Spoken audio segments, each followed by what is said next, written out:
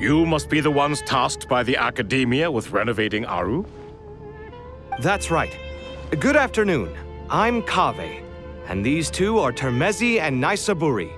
Hey, Alhaitham, come and introduce yourself. We've met before. This is Thoth, the Ibis King, and everyone knows these two. Afternoon, gentlemen. I've only ever seen these two in murals. Ah, the paintings in the temple. They show us chatting, playing cards, playing chess. Precisely the activities we most enjoy, funnily enough. No, only you enjoy playing chess. We were just humoring you. I wouldn't go that far. Back to the matter at hand. A preliminary assessment by the Academia indicates that this project requires expertise in various disciplines, including the deciphering of ancient texts, mechanical engineering, the restoration of ancient ruins, and elemental theory.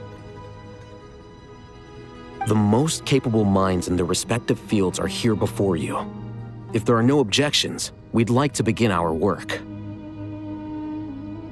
The artisans who built Aaru for Al-Ahmar gave their very lives to create this splendid work. Follow their example by giving your utmost devotion to this project. I didn't know that. We'll do our best, of course, but we certainly won't be sacrificing our lives. Such brazen words. Humans these days are a far cry from their ancestors. What little respect you show for King Deshret. No, that's not what he meant. Please, don't mind him. He shares your sentiments, just not your, penchant for hyperbole. Assuming that's what you were going for? I just think it's important to manage expectations. Forgive my lack of courtesy, but we simply can't sacrifice our lives to the gods on completion of the project like people in the legends of old. Here's a first draft of the project proposal for your perusal. Please let us know if you have any requests. Normally, I'd have made it look a lot more visually appealing, but we were really pressed for time on this occasion.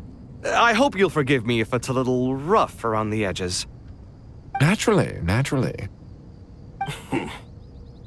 If my fellow ministers deem this meager display of respect sufficient, I suppose I can consider agreeing to their proposal. Why are you so preoccupied with the ostentatious displays of respect to Al-Ahmar? We should be trying to make things easy for them. You never know. We might have to rely on these young people to look after us in our old age. Exactly. This is Aaru's mainframe. Be reminded to use it with great caution. We certainly will. Thank you for your assistance. You may attempt to lay out punishment should you so desire, though I'm afraid it would be futile. You and I both know that certain components of Aaru can only be operated by humans. King Deshret always believed in humanity. Still, the reason that Aaru's modules are designed that way is not so much because he trusted them, but more because he was wary of you. Is that true? No wonder human artisans helped to build Aaru then. He actually required human assistance to create his greatest work. Naturally. Have you noticed that the Goat King keeps giving superficial responses? It's like he's just going through the motions and leaving the real debate to his colleagues. He understands the art of perfunctory speech. That's what earned him his position as the Minister of Ministers. It seems the rumors about King Deshret being a poor judge of character are baseless after all. Excuse me for being blunt, but it sounds suspiciously like you're putting yourself on a pedestal and mocking me. You're mistaken. And while there's nothing strictly wrong with making every conversation about yourself, it's not exactly a positive tendency either. You? Whatever. I knew it'd be like this working with you. All right, let me past. I need to look at this console. It's your job to activate it after all. Let's begin. Everyone, please proceed with the external checks and preparations as per the procedures outlined in the engineering plan.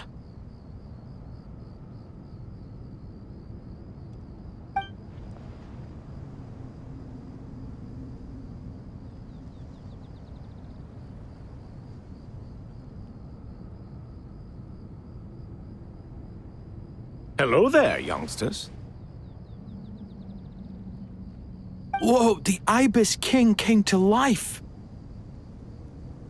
What do you mean, came to life? I've been alive the whole time! You did say we could start our research, right? Are you having second thoughts now? I've reviewed the proposal. The work you're planning to carry out on this grand device is ambitious in its scope. You have ample confidence in your abilities, I take it? I wouldn't say I'm feeling hugely confident, but given how bad things are, I'd rather at least try something than sit around waiting to die. You are the top scholars of your day. I trust you are aware that there are countless links between Aaru and the Akasha? Aaru and the Akasha? But... I thought the Akasha was the Academia's greatest technological accomplishment, created years ago by the Dendro Archon to help her people access knowledge. And you too? Do you not know either? You've read the instruction manual, right? You tell them. An instruction manual? The Akasha has an instruction manual? The Dendro Archon is a kind and thoughtful god indeed. It used to sit on a shelf in the corner at the House of Dehya. Not the most popular read. If the manual is to be believed, Aaru was in fact the original inspiration for the Akasha system. What? But there are so few records about Aaru anywhere. And practically none of these scientific expeditions into the desert had anything to do with it. Ah, but this is something you could not possibly have known. You may have heard many stories about the desert, but what is the most important aspect of history? Consider this a quiz. Anyone from Vahumana present? I'm from Vahumana. It's, well, veracity. Precisely. And a large part of veracity is the chronological order in which events occur. I may as well tell you. In the beginning, Nabu Malikata, the goddess of flowers, descended upon Sumeru. The glory of the heaven was within her. She brought life, oases, and knowledge to this land. Then she created the Jinn, enlightened them, and ordered them to serve her. Two other gods also walked upon this land where wisdom flowed in abundance, and the three met beneath the great green trees. It was the first and greatest alliance. We should speak with reverence of this covenant between the three, which transcended both time and life. For they promised that in Sumeru, wisdom would be shared with all. All the great changes in Sumeru's history began with the goddess of flowers. For King Deshret's sake, she pried into the secrets of Celestia, and for this was burned to ashes by the flames of wrath. So grieved was King Deshret by her passing that he lost all interest in state affairs and devoted himself instead to the knowledge that she had brought back. It was after learning of the technology from that floating island in the sky that he first conceived of Aaru. And so, the Akasha was inspired by Aaru, while the basis for Aaru itself came from Celestia's technology. Well, if the two share a common technological origin, then connecting one system to the other is an entirely feasible idea. Unbelievable. Have you no reverence at all for celestial technology? No, I do, but there's no time for that. The schedule is too tight. Blame it on the deadline. Perhaps you could try coming up with our cutoff dates. You know what it's like having to turn around 5 different drafts in one day? I wouldn't wish it on my worst enemy.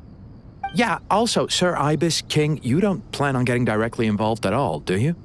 Yes, well, you strike us more as having come to give a popular science lecture. Or, wait, does this count as more of a first-hand witness statement? Neither. Anyway, this sounds like far too much work for me. Still, if Aaru is so powerful, why didn't King Deshret use it for more ambitious ends? Because it was never fully completed. King Deshret had grand plans, but he perished before they could come to fruition. In the beginning, his wish was to create something that could rival the very world itself. The Lord of Flowers sacrificed everything for that ambition. What he desired, she bestowed, and thus was knowledge brought into the world.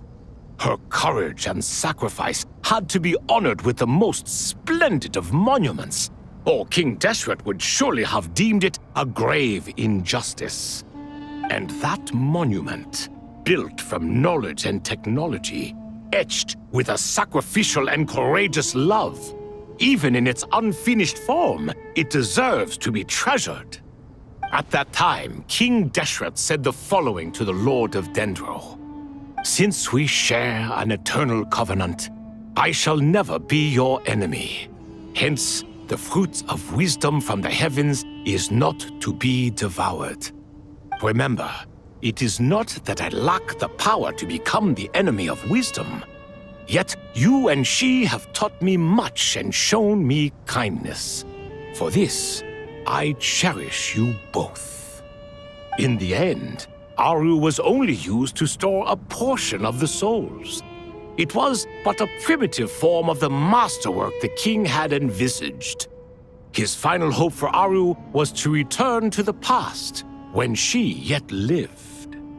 So the point you're making is, King Deshret was both powerful and ambitious, and he only ceased his imperious ways out of affection for the Goddess of Flowers and the Dendro Archon. You could see this as an act of mercy, but you could also see it as the sentiments that lay between these 3 gods placing constraints on him.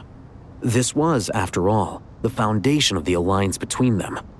This explains why Aaru was both a prison and a monument, and why the answer to the 3 questions was time. You have to be careful who you get involved with, or you invite all manner of misfortune.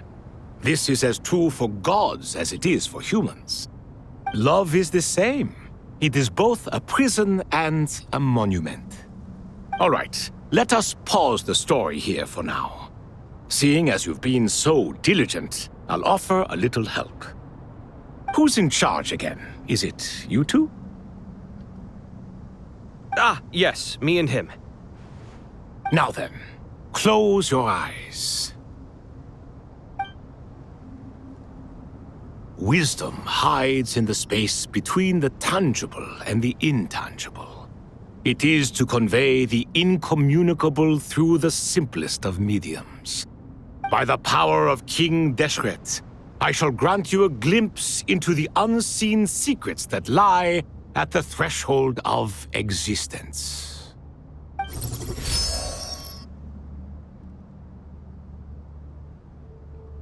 Where did this come from? Is it a new mechanism? It looks more like some form of externalized information. You've rendered it visible? Just as the Akasha allows you to access a greater range of knowledge, the power of our king permits one to perceive ingenuities that do not belong to this world. This is no ordinary mechanism. It reflects the internal structure of Aaru. Whether you choose to increase or decrease, keep or discard.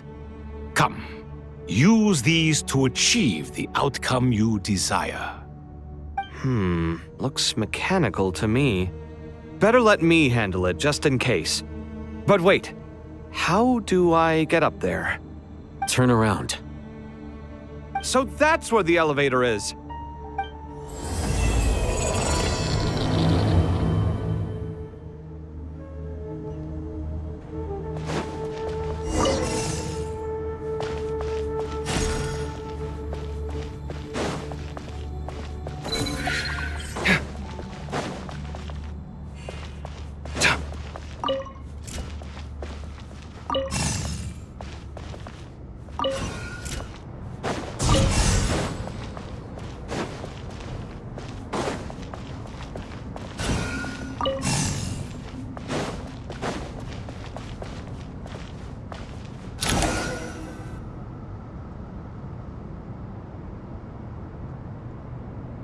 Obelisks were used to record important information in the ancient desert civilization.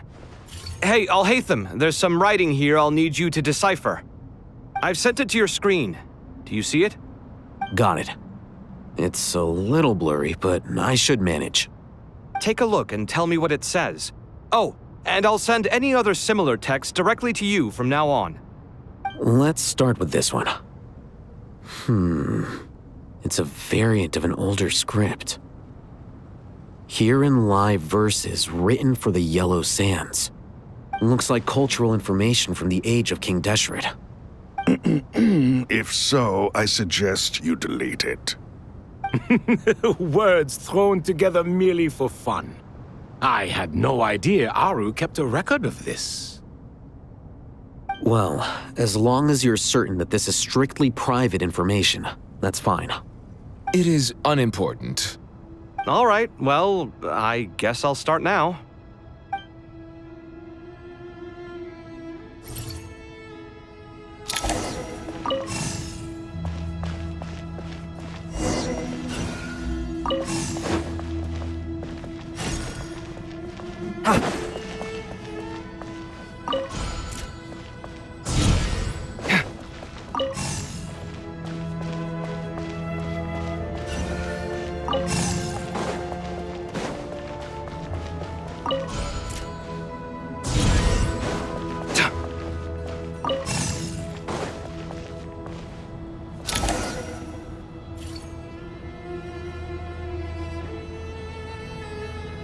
Found some more. Sending them over to you now.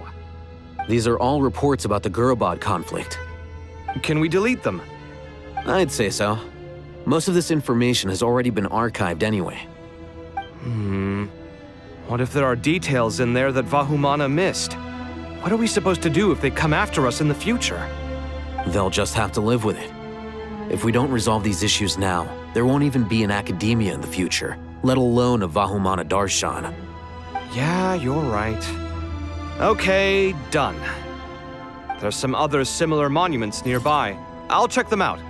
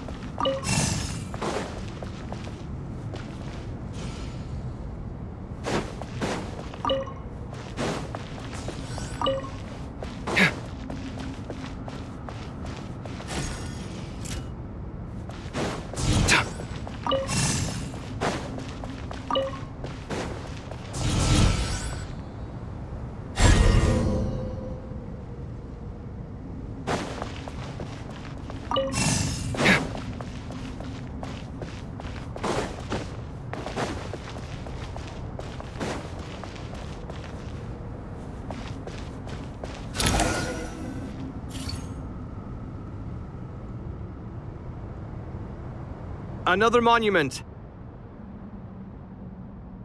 Hold on.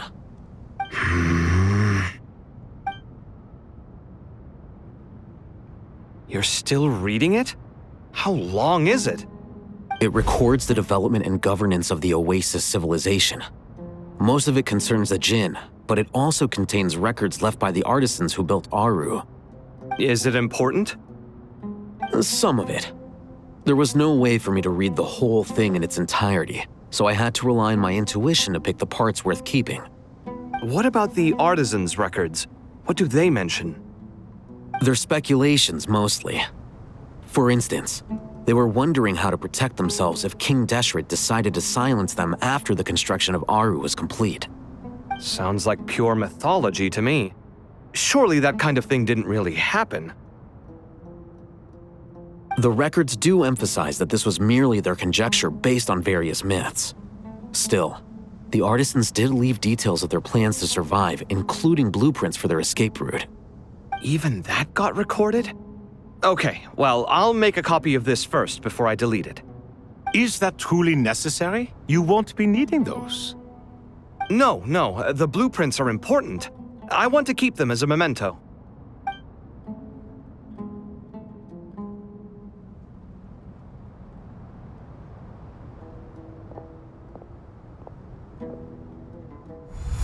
I think that should just about do it. It meets the requirements of the contingency plans, so we should be good. I gotta say, it's the strangest feeling, this cross between reality and the intangible. It's like drifting between life and death, or in and out of a dream, using my own hands to manipulate illusions that are forever out of reach. Chasing dreams in the most literal sense. Definitely a novel experience. What happens if my spirit just floats away? That won't happen. Anyway, I wouldn't celebrate just yet if I were you. There's likely to be a phase 2 of this project. All right. I'd better keep my wits about me then.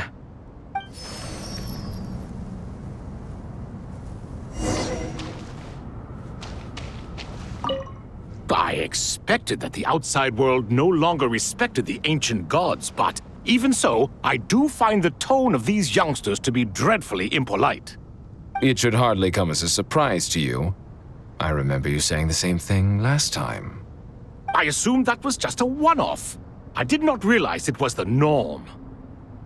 Don't you think that young lad's matter-of-fact tone sounds familiar? It bears a rather uncanny resemblance to you, Goatee. Surely a sign that he is a man of rare intelligence. Ugh. The rest of them, though, much better. The blonde-haired one, for instance. So sincere. That's the kind of kid I can respect. Oh, really? Well, what about your disciple, Nefer? She's about the furthest from sincerity that a person can get. And now you hit the crux of the issue. Thoth is spouting lies again. He cares nothing for sincerity. He likes Nefer simply because her personality is just like his. Thus, in giving his approval to Nefer, Thoth is simply validating himself. The rest is but smoke and mirrors. You have some nerve saying that. There really is no helping you two. Shut up, chess rookie. What nonsense is this? How dare you tell me to shut up? How can you engage in such banal chitter-chatter at a time like this? Aaru has been opened. The glory and splendor of a bygone age is about to sweep over the earth like a flood. And you're here squabbling like petulant children. All three of you are insufferable.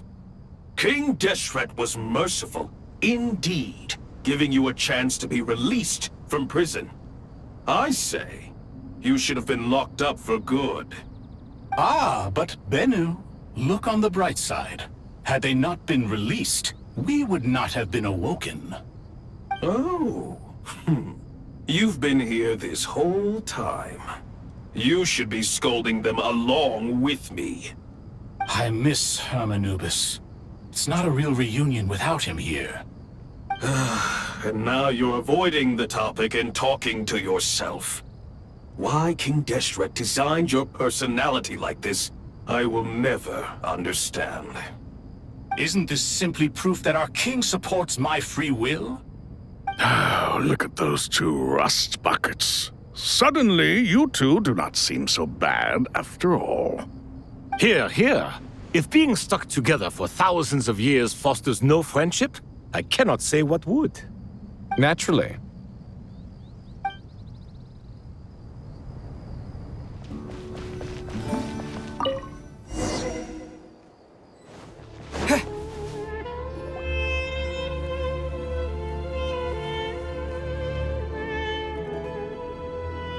Traveler from afar, do you worry for the fate of Sumeru as well? Whoa! It's so big the Crocodile King! Greetings, Crocodile King. Please be at ease. I'm just here to chat with you about Lesser Lord Kusanali. Sounds like you really care about her. Yes, although to be exact, it is a mixture of both concern and curiosity that I feel. Speaking of Nahida, Paimon was wondering how she's doing. Wait a moment.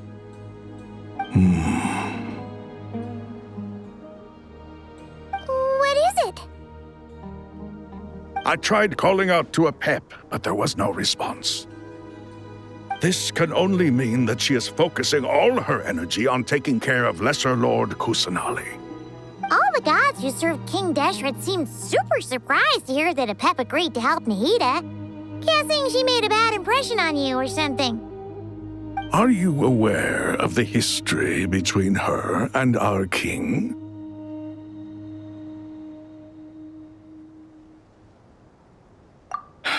Then you are learned indeed.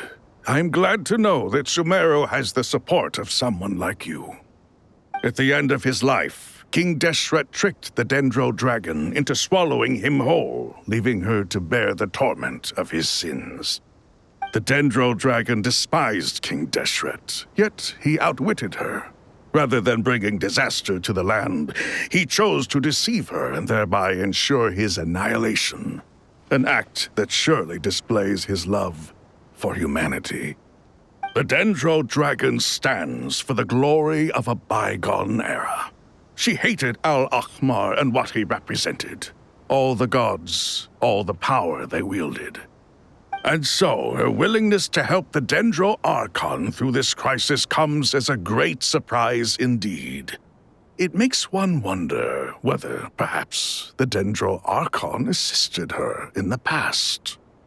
Yep, Nahida did her a huge favor.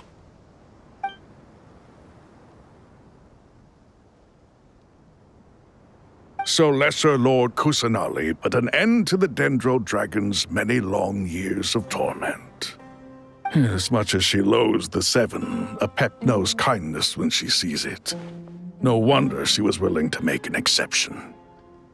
Yeah, that's the sense we got from dealing with her too. She is not incapable of coexisting with other living things. Rather, she actively chooses to avoid coexistence. And this despite the fact that she symbolizes life itself. How ironic. All of this being said, I wouldn't expect too much from her if I were you. Nothing will change her hatred towards humanity and gods. We'll keep that in mind. Anyway, how much longer do you think Nahida needs to stay with Apep?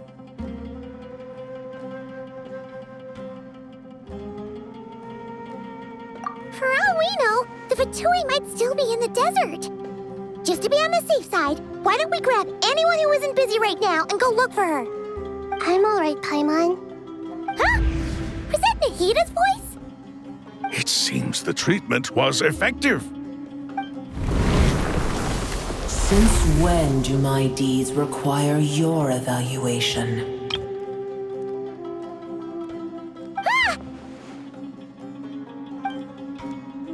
Here will do just fine.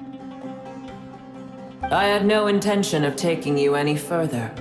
One ought not expect greater generosity than they have earned.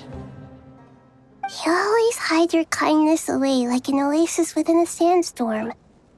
Only those who make it through the swirling winds can know just how beautiful that oasis is, and how much hope it brings. You dare appraise my being? No, I'm expressing my gratitude. I want to thank you for sharing your precious life force with me.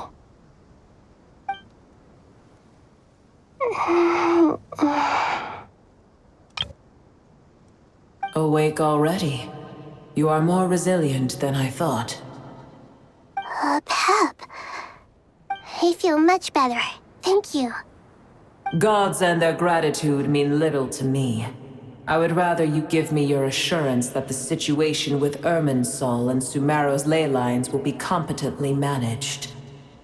If I suffer any ill effects from the ley lines, you, as the god of this land, will be held responsible.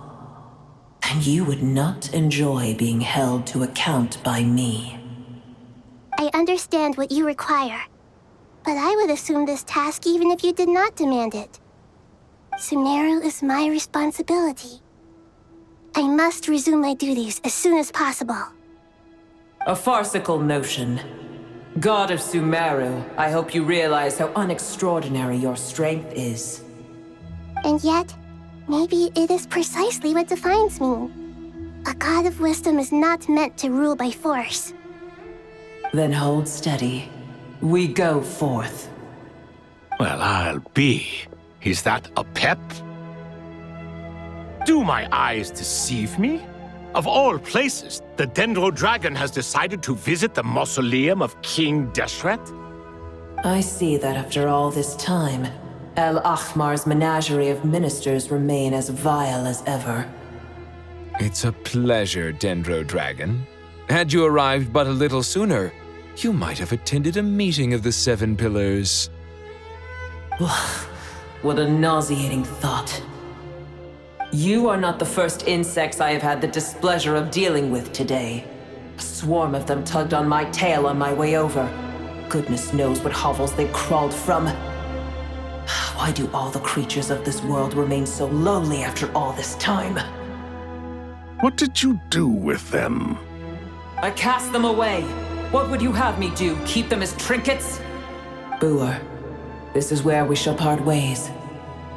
To be clear, I do not wish to see you or anyone else here ever again, unless absolutely necessary. Then I wish you peace as you return to your dwelling place. It matters not to me. Simply refrain from bothering me again.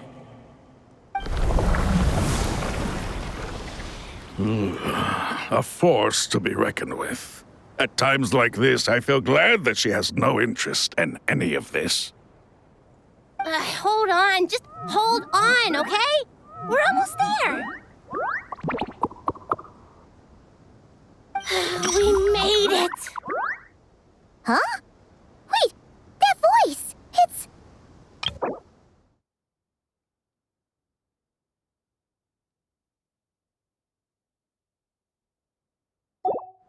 Uh-oh! I'm gonna fall!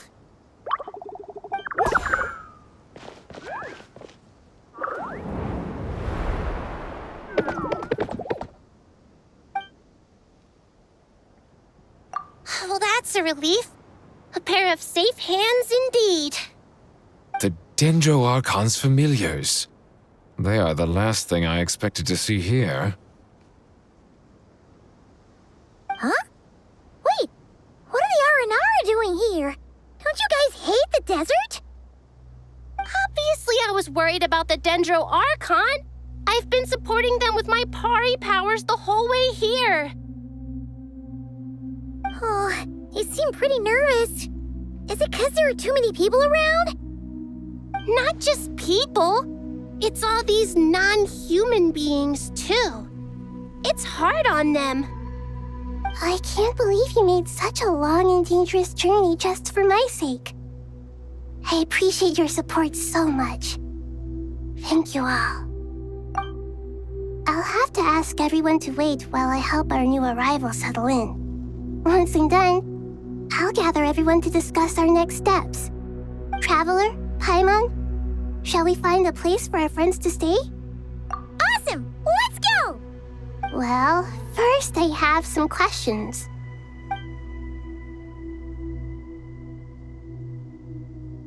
Okay, I think that covers everything. Thank you. We can get going now.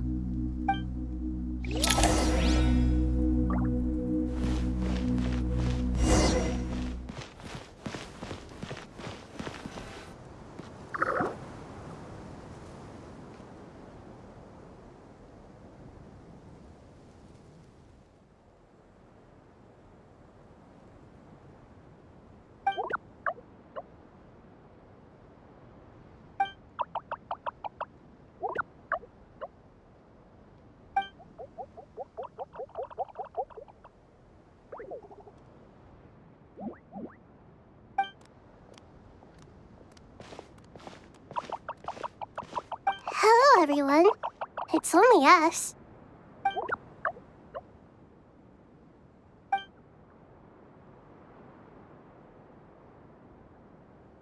It must be very tough for you coming all the way out here. Especially since you don't like the Valuka. Is everyone back in Arana doing well?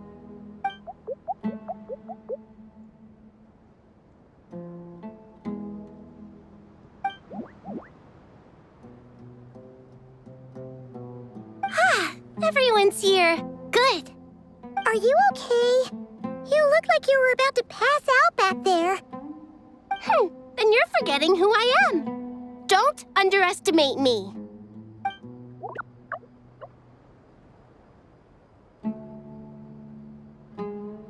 Red Oh, excuse me! Are you comparing me to Paimon? I suppose everyone is gathered here because of me. As we can see, the situation is critical, and everyone is very busy with their various tasks, so...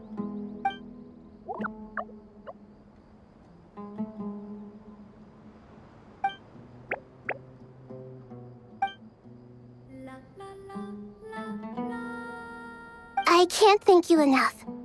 Right now, we're focused on restructuring Aaru, processing excess information, and helping restore everyone's confidence. I'm sure you'll find it all very straightforward. I can help too! Just let me know where I'm needed.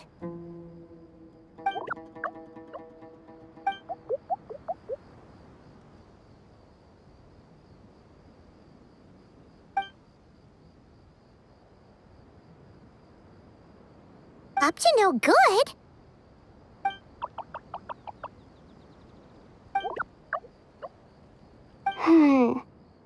That definitely sounds suspicious. Traveler, Paimon, I have other work to attend to here that needs to take priority. Could I trouble you to investigate the situation Arabalika spoke of? No problem. Leave it to us. Thank you. I'm counting on you.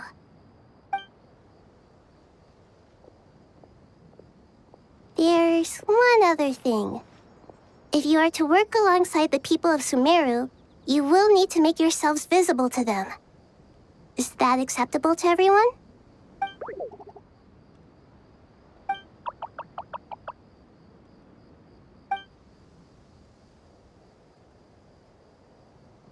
There's nothing to fear. No one here will hurt you. But if you do feel afraid, don't worry. Just call my name and I'll be there. Very well.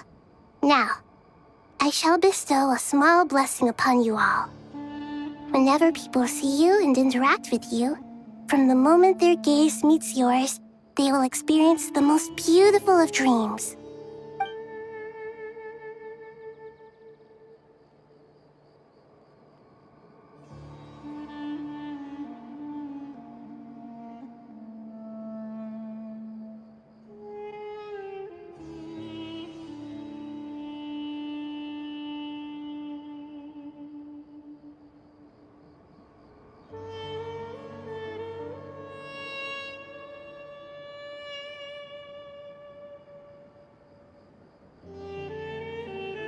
Do not fear.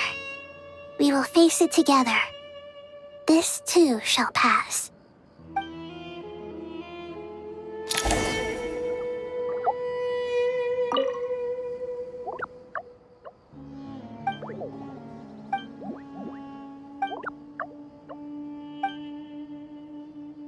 Everyone hold hands!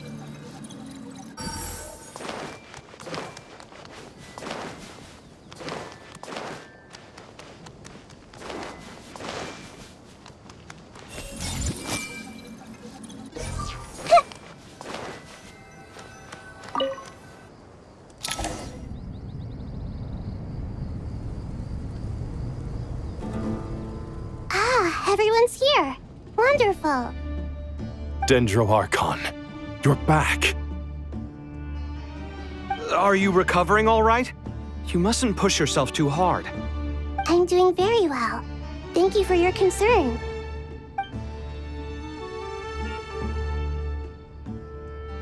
I see.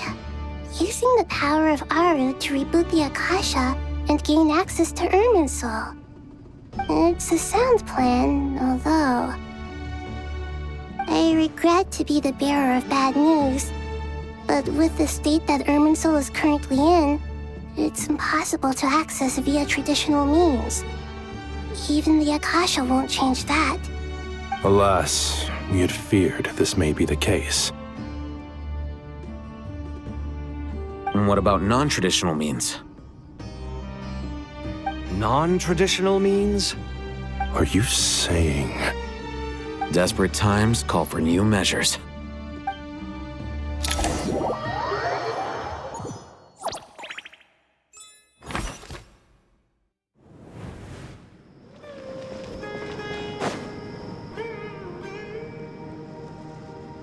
Hey, we're here! Ah, it's you. Is there a situation?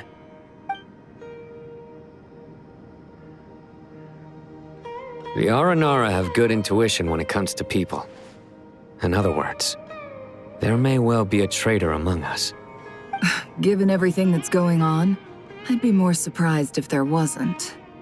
Miss Nefer, as a professional intelligence broker, I trust you have a solution? Not one that I'm willing to volunteer. What's in it for me? Let's say I'll treat this as a pilot project aimed at expanding your intelligence operations. Whatever business you're in, an avenue to demonstrate your abilities could never hurt. I like the sound of that. Glad we're on the same page. Given that you rarely set foot in Sumeru, practically no one at Caravan Ribat knows who you are. I take it you've read the files on everyone in the area? Yes. I also skimmed the list of evacuees, and am more or less up to date on where everyone stands. Any initial suspects? Limiting the scopes to males whose recent activity could be viewed as suspicious. I've identified 3 names. The Aranara saw 2 people talking, but currently we only have 1 suspect. The other person was probably just a messenger, and in all likelihood has already left Caravan Ribat. Everyone is heading for the desert per the evacuation order. Anyone willing to turn back at this stage is almost certainly with the Fatui. There's no way it was a spur-of-the-moment decision to act at a time like this. This spy must have been planted long ago. We need to smoke him out from wherever he's hiding. Sounds like you have the beginnings of a plan.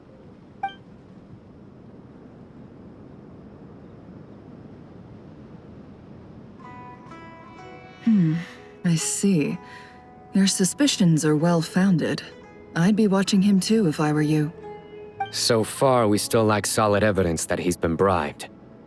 He hasn't made any recent purchases that would indicate he came into some cash.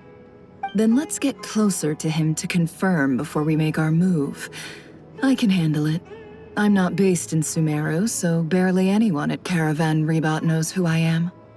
And you're certain you've never encountered this person in Nodcry? I'm certain. Besides, it's extremely rare for me to have had any direct contact with Sumeru mercenaries besides Jet. There's no way he could have seen my face before. Cyno, stay out of sight and wait for my signal. If he raises any red flags, I'll bring him toward the main road. Understood. I'll take it from there. Excellent. Well, it's a pleasure working with you.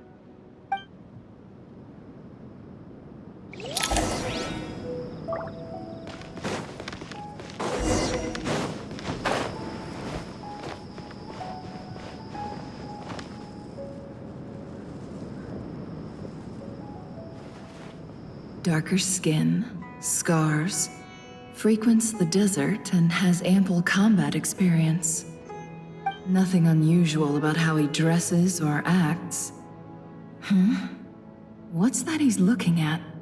A coin. Interesting. Could that be how his contact paid him?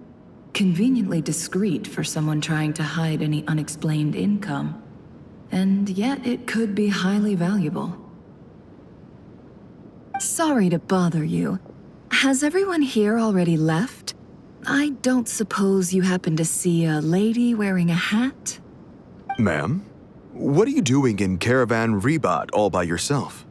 The main group evacuated some time ago. Didn't you pass them on the road? My friend and I lost some of our cargo along the way. I didn't want to miss out on potential business, so I told her to go on ahead and meet the client while I retraced our steps. I didn't think it would be so late by the time I found it. And then there was a terrible sandstorm. I guess I must have taken a wrong turn, because I didn't see any large groups on my way here. Forgive me for asking, but just to be on the safe side, could you describe this friend of yours? Sure. She has blonde hair, and she was wearing a hat and a white dress. You'd definitely know if you'd seen her. Yes, I think that does ring a bell. My apologies.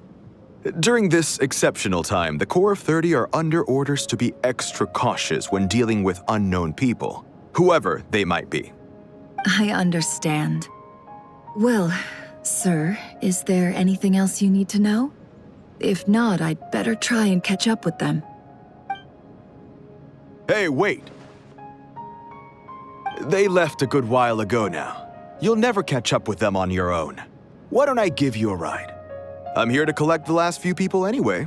We have plenty of carts, so one more won't be a problem. That would be amazing. Traveling with a group will be much safer. I'll have to pay you for your trouble. Hey, let's not worry about the money for now. Wait here a moment. Once I'm done packing up, I'll take you to join the rest of the group. All right, thanks. Let me know if you need a hand carrying anything. No need for that. I'm strong enough for both of us. Okay. Well, I wish there was some way I could repay you. Guess it's my lucky day, running into someone who knows what they're doing here. You might have just saved my life, you know? You're not wrong there.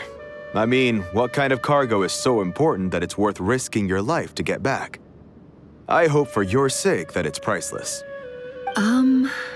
Actually, I suppose I can tell you, since you've been such a big help. But be sure to keep it to yourself, or we could both be in big trouble. Oh, really? Sounds mysterious. We're in the antiques business. You understand? Some of our goods aren't acquired through the most legitimate means. We have to be very discreet when we're selling them. That's why I had to go looking for the missing cargo alone. No wonder. Well, ma'am, in that case, it turns out that maybe there is something you could do for me. I'm all ears. But to be clear, our commission isn't cheap. Think carefully before you ask. We don't want to ruin our relationship before we even hit the road. I'm sure that won't be a problem. My issue is, I have something that's a little difficult to sell on as well. Take a look at this.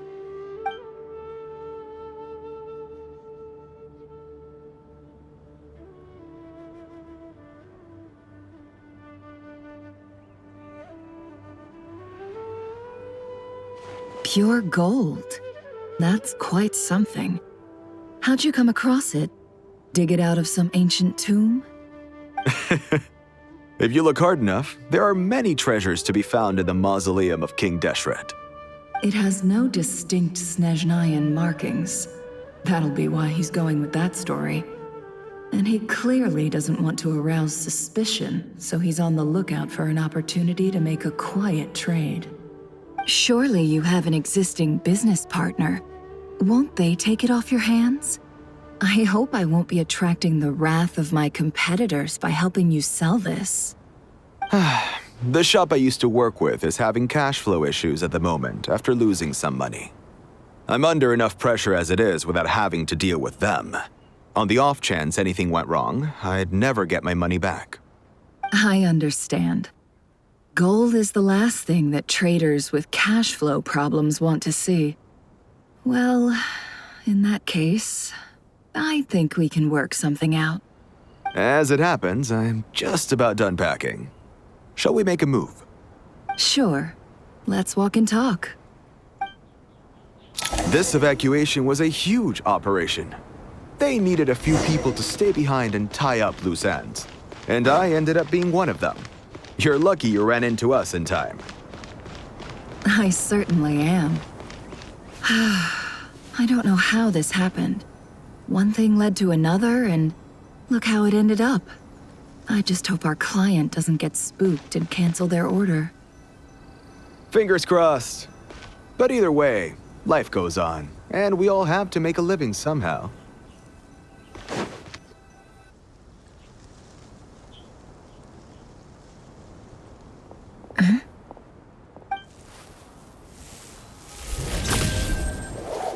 Hands where I can see them. General Mahamatra! No, wait! What are you doing?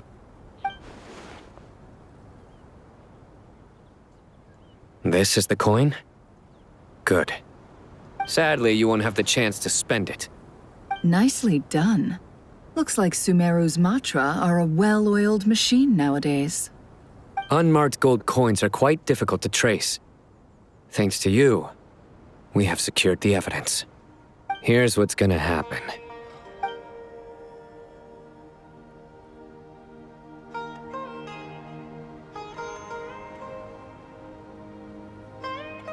Southeast from here, leeward side of the hill. That's where he's meeting his contact. Great work. Candace tells me your interrogation skills are highly effective. Hers are quickly catching up. She's improved a lot in recent years. Looks like it's over to you for the next step. Because I'm quickest on my feet? Because you know how to trail a target. Plus, it'll be easier to monitor their activity from the air. Fine. I'll be quick. One more thing. The Traveler just brought a message from the Dendro Archon. Once you're done with this, we're to meet up at the Mausoleum of King Deshret. Got it. Will do. Are you sure you'll be okay on your own? Gee, I don't know. Maybe you should come with me. Okay. Then Paimon's coming with you. Really? You do know this is a stealth operation, right? Meaning, you have to be quiet? Paimon, are you sure about this? Well, Paimon at least wants to give it a shot. Like everyone says, if you never try, you'll never know. Besides, being the best guide into that has to count for something. This should be a piece of cake. Fine. Join me if you want. But be warned, if anything goes wrong, I'll have to gag you and shove you into a bush. No need! Paimon will be super careful. Promise! Good. Then what are we waiting for? Let's go. Ah! Coming! Coming!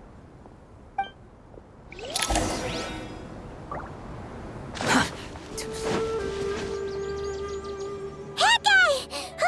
Wait up! Hey, slow down, will ya? We're here. Now we wait. Okay, yeah, cool. Cool. What's on your mind, Paimon? Huh?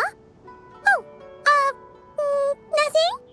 I thought all you cared about besides being a guide was food and sleep. Why the sudden urge to go on a dangerous mission? What's that supposed to mean? Paimon's been on plenty of dangerous missions before. But never on your own. You hardly ever leave the Traveler's side. Just saying, I'm kind of at loose ends right now. So if you did want to share, I suppose I'd have to listen. If not, suit yourself. Makes no difference to me. Hat guy? Do you think Paimon is useless? What? Where's that coming from? When we were in Notcry, Paimon suddenly realized something. Even though Paimon's with the Traveler every single day, whenever we face real danger, she can't do anything to help. Paimon doesn't get like this very often. She just got really scared when the Traveler got kidnapped that time. What if he never came back? What would Paimon do then? And the more Paimon thought about it, the more useless she felt. But Paimon doesn't want to be a burden. Paimon wants to be a friend who's actually useful. Does that make any sense? You know, that feeling of just being completely useless and...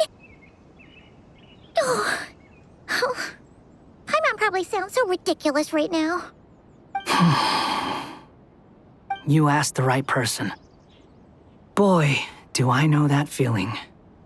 Oh, that guy! I'm not gonna try and encourage you. What I will say is this. When you start doubting yourself, you have two choices. Give up or change. You have to make the decision to move forward. Otherwise, no amount of consultation from other people is gonna help you. So ask yourself, what do you want? To get stronger? To learn more? Whatever it is, go do it. You won't have any regrets if you can at least say that you tried. Oh, all right. Something's not right. Shouldn't they be here by now? Paimon, is it just me? Or is it a little too quiet around here? Should Paimon take a look? We'll give it another hour. If nothing happens, we head back. Okay.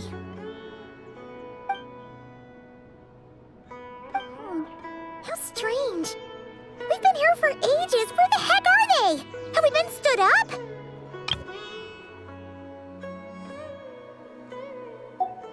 What is it?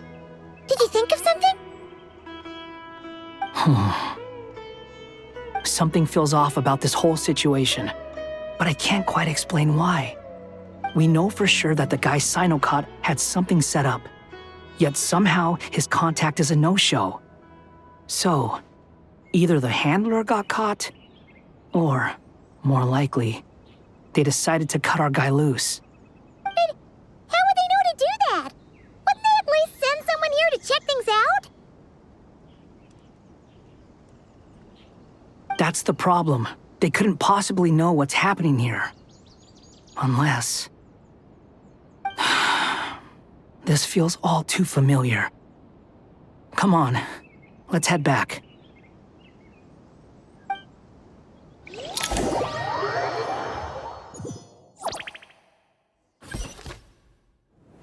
Even though this isn't a formal meeting, I'd still like to start by saying how grateful I am to each and every one of you. Thank you all for coming here and standing by our side. Shesupank and Bennu are currently assisting the scholars with the maintenance of Aaru.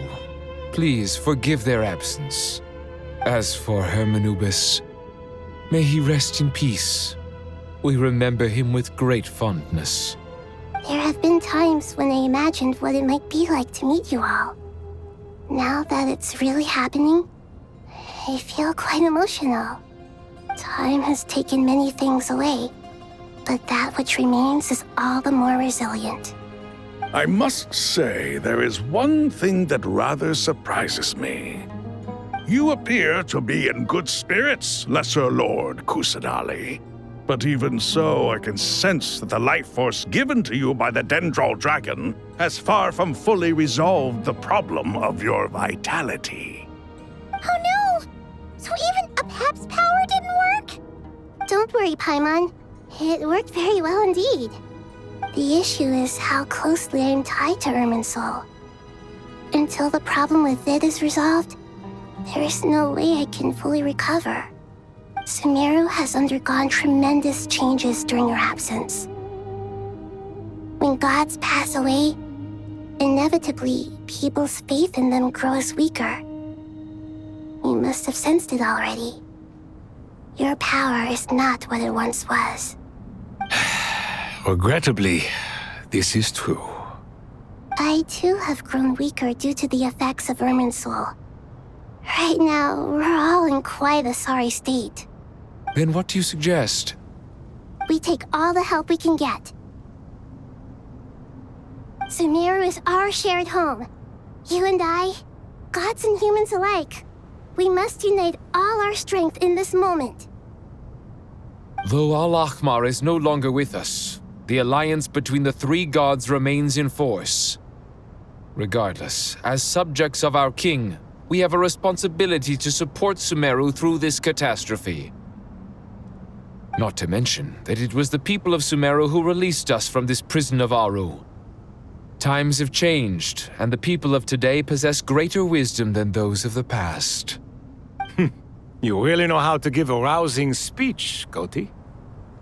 Now then, let us learn more about your plan. The brightest minds of the Sumeru Academia are busy opening and renovating Aaru. They claim it has something to do with Irminsul? Correct. Irminsul has existed in Teyvat since the very beginning. But during the Age of the Dragons, it did not possess the significance it holds today. After the heavenly principles arrived, the power of the Light Realm was divided into elemental energy, and Irminsul was refashioned as a device that records and preserves all information. Since then, everything in this world has been inextricably linked to it. As the Dendro Archon, I have a duty to protect Irminsul. To Sumeru, it is both a national treasure and undeniably a major threat. Teyvat has seen many upheavals in the last few years. The most recent of these was a major crisis in Notcry, which forced Sumeru to be even more vigilant than usual. I made sure to monitor all the pathways through which an outsider could potentially transmit themselves into Irminsul. But despite my efforts, a major problem still arose within. I still believe that someone has actively invaded Irminsul. But rather than taking any of the pathways I referred to, the intruder chose instead to utilize the most direct route, and the only one that cannot be protected against, by entering Irminsul through death. I see what you mean. You cannot simply stop all deceased souls from returning to the ley lines because of a potential invasion that could occur at any time. That's right. As important as it is to guard against external threats, I couldn't allow myself to stop the souls of the departed from finding peace. Please, understand how difficult this predicament was for the Dendro Archon. Defense has never been an easy task. After Irminsul was invaded, my authority was quickly restricted. Soon after that, the tree began denying access to any connections. I'm sure you feel responsible, but you are not to blame. No one can predict every possible disaster.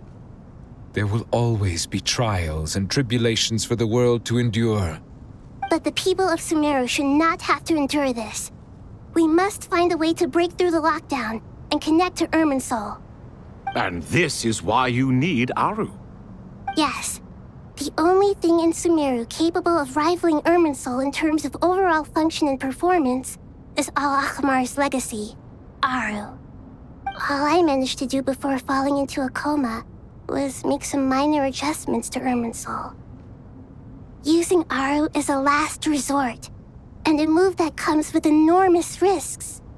The Scholar's initial plan was to borrow Aaru's power to reboot the Akasha, then use the Akasha to connect to Irminsul and investigate. Unfortunately, Irminsul has suffered far greater damage than they first thought, rendering that plan futile. To rise to the challenge, we had to resort to more extreme and far costlier means. This has led to a number of new contingency plans. To reclaim Irminsul, our brightest scholars have made further modifications to Aaru with multiple goals in mind. I thank you all for giving them your blessing in this endeavor. Human wisdom has clearly improved over the millennia. You have not only our support, but that of the Jinn, the Aranara, and the Pari. Together, we will do everything in our power to save Irminsul.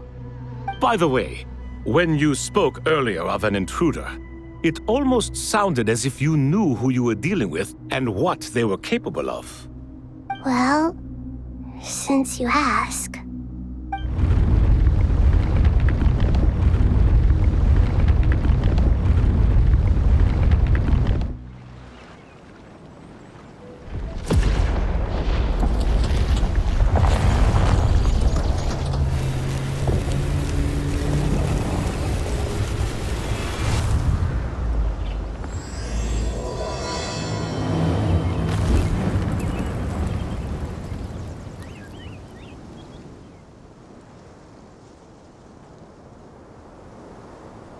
Master Tighnari! What is that? Is this Irminsul? How did this happen? What's going on inside? Luckily, we managed to evacuate everyone. What in the world was that? That was terrifying!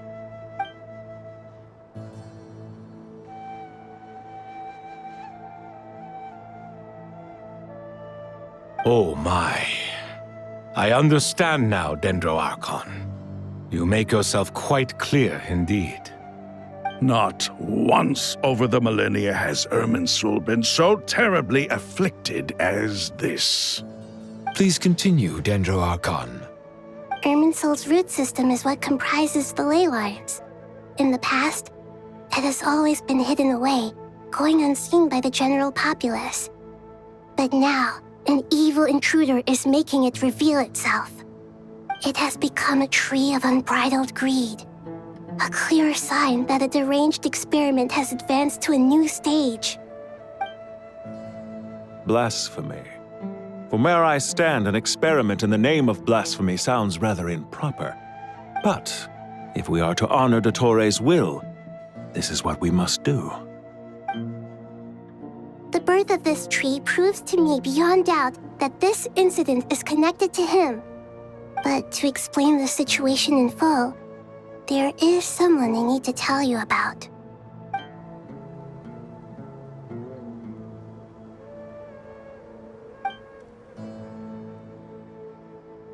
Zandik.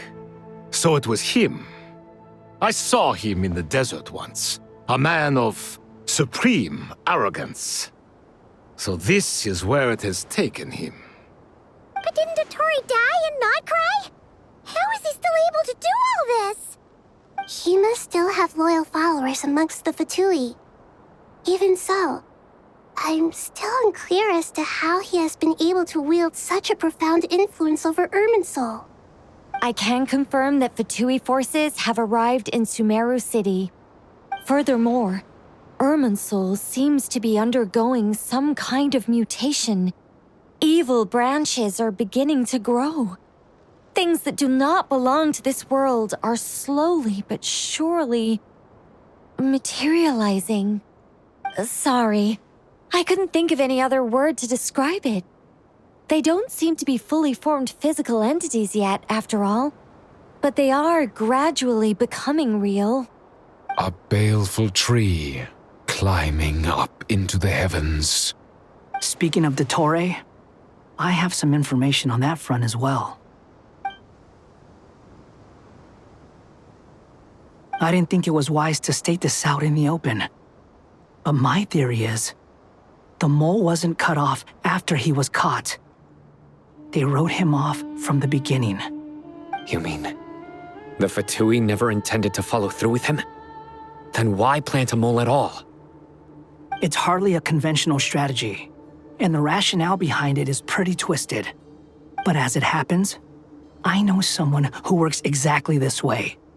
And when it comes down to it, his goals are very simple. He just wants to confuse people, so they can't figure out what he's up to. He's been a collaborator of Dottore's from the outset. That fact alone confirms that Dottore is involved with this somehow.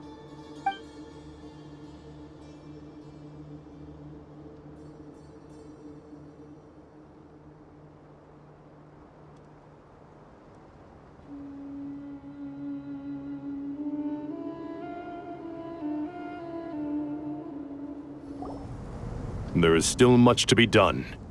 Everyone, please remember our core strategy. As per the discussions, the following groups must act immediately. Mr. Alhaitham and Mr. Kaveh, the next phase of the Aaru renovation project must begin right away. Godspeed to you both. We'll give it everything we've got. The plan looks feasible, but the implementation will require certain resources.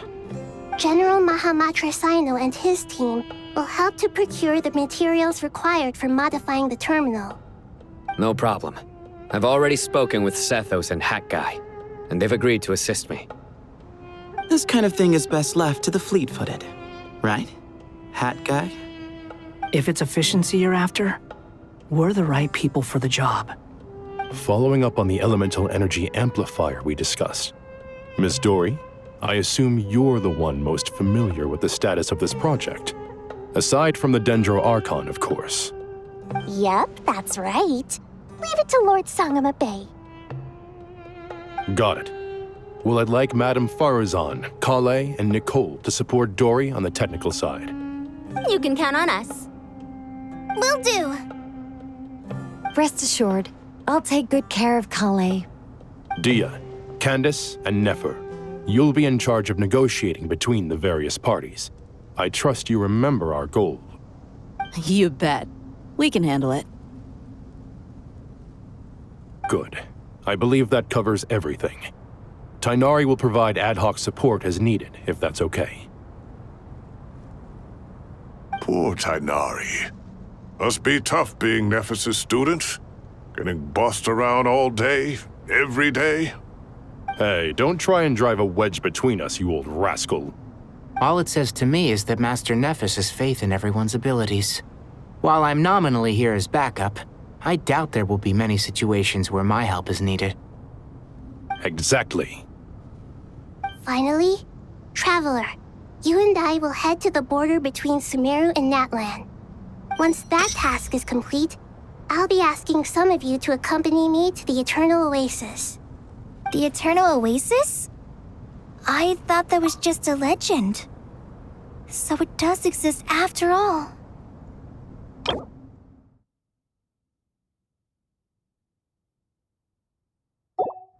Regarding your trip to Natlan, under normal circumstances, a meeting between our two nations would be a far more formal affair. Unfortunately, Sumeru is all but completely cut off from the outside world at present.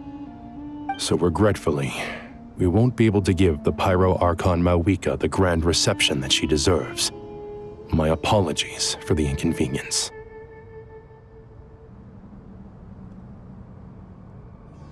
No point putting too much pressure on yourselves. That goes for everyone. Right. Especially you, Dendro Archon. I'm sure you're still feeling quite weak. Don't worry about me. The Dendro Dragon's life force will sustain me. Plus, we'll be there every step of the way. Nahida will be just fine. Yes, I believe in myself. And I believe in every one of you. Well, time to get going.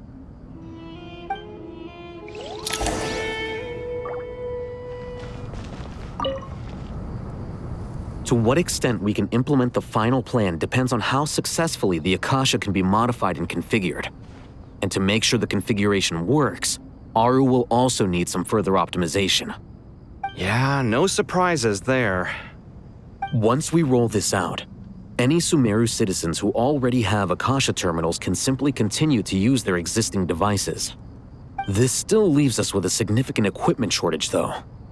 Many groups of people were never issued Akasha terminals, including mercenaries, the desert folk, and many others. We'll need a supply of rare materials for the renovation of Aaru and the production of new terminals. Right now, the best place to source these locally is from the Primal Constructs within King Deshret's Mausoleum. Time is not on our side here. It's gonna be a race against the clock. The Aaru merge and renovation project will have to be carried out by you two. Everything's riding on this, so failure is not an option. Best of luck to you both. As discussed, General Mahamatra Cyno and Mr. Hat Guy will source the required materials. Mr. Sethos is quite familiar with the layout of King Deshret's mausoleum. With him accompanying them, things should go quite smoothly. I have every confidence. In the meantime, we may as well take a breather. Makes sense. There's not much we can do until the materials arrive. Get information and stay close. What is this, boot camp? Knock it off. It's just Cyno being Cyno. You know what he's like. Everyone clear on our mission objective. Look at the excess primal constructs, dismantle them, and extract the required materials. And King Deshret's 7 pillars agreed to this? If they're just sitting there doing nothing, we might as well put them to use. Thoth's words, not mine.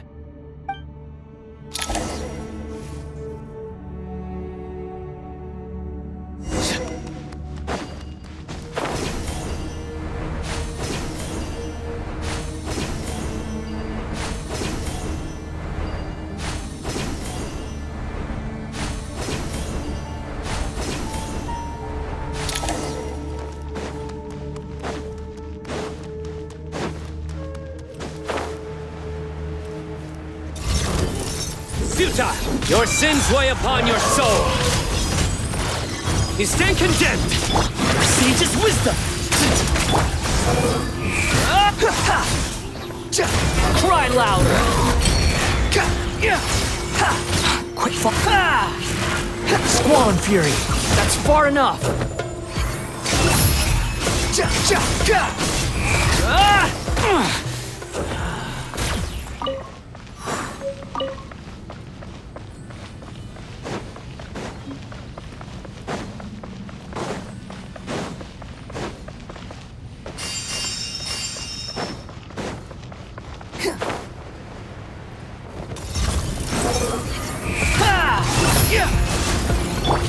Surrender! Give me some space.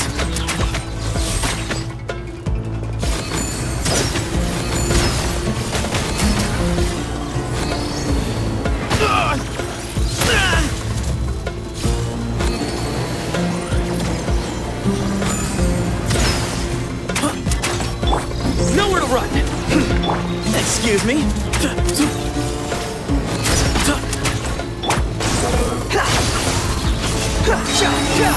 Bow your head!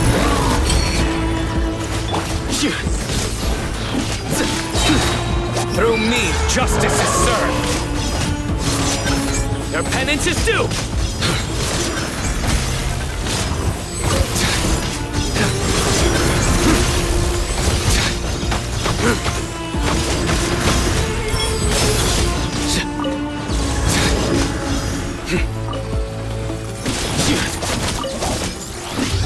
Give me some space.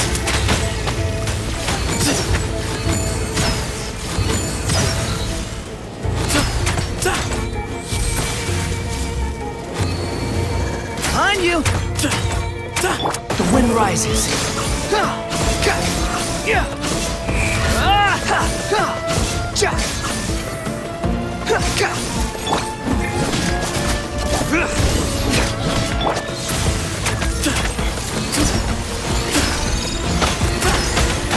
These devices should still be usable even though they're broken down. Let's take them back for the others to review.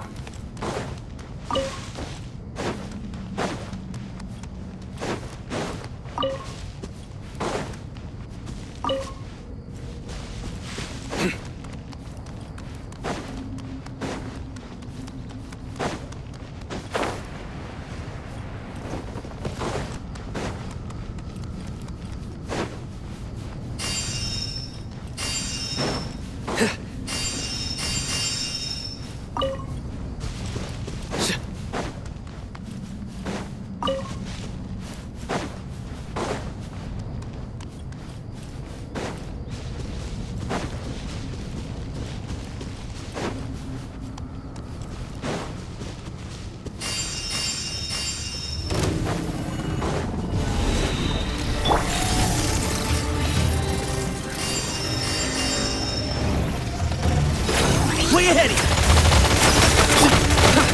Futile! Your sins weigh upon your soul! Wretched vermin!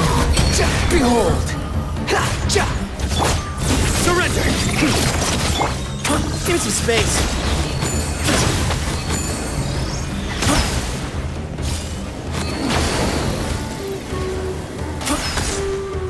Way ahead of you! Nowhere to run!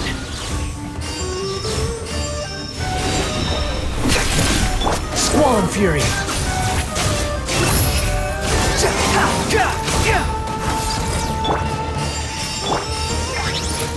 Excuse me?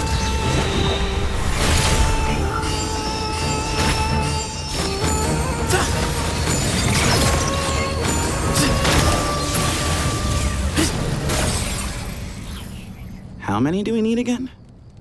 Enough to make an Akasha terminal for everyone who doesn't own one.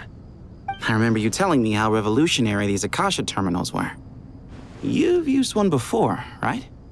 The Academia declared the Akasha to be the most powerful and comprehensive wisdom dissemination system in history. That should give you an idea of how powerful it is. Certainly sounds impressive.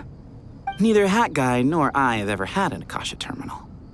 Well, if it all goes to plan, that's about to change.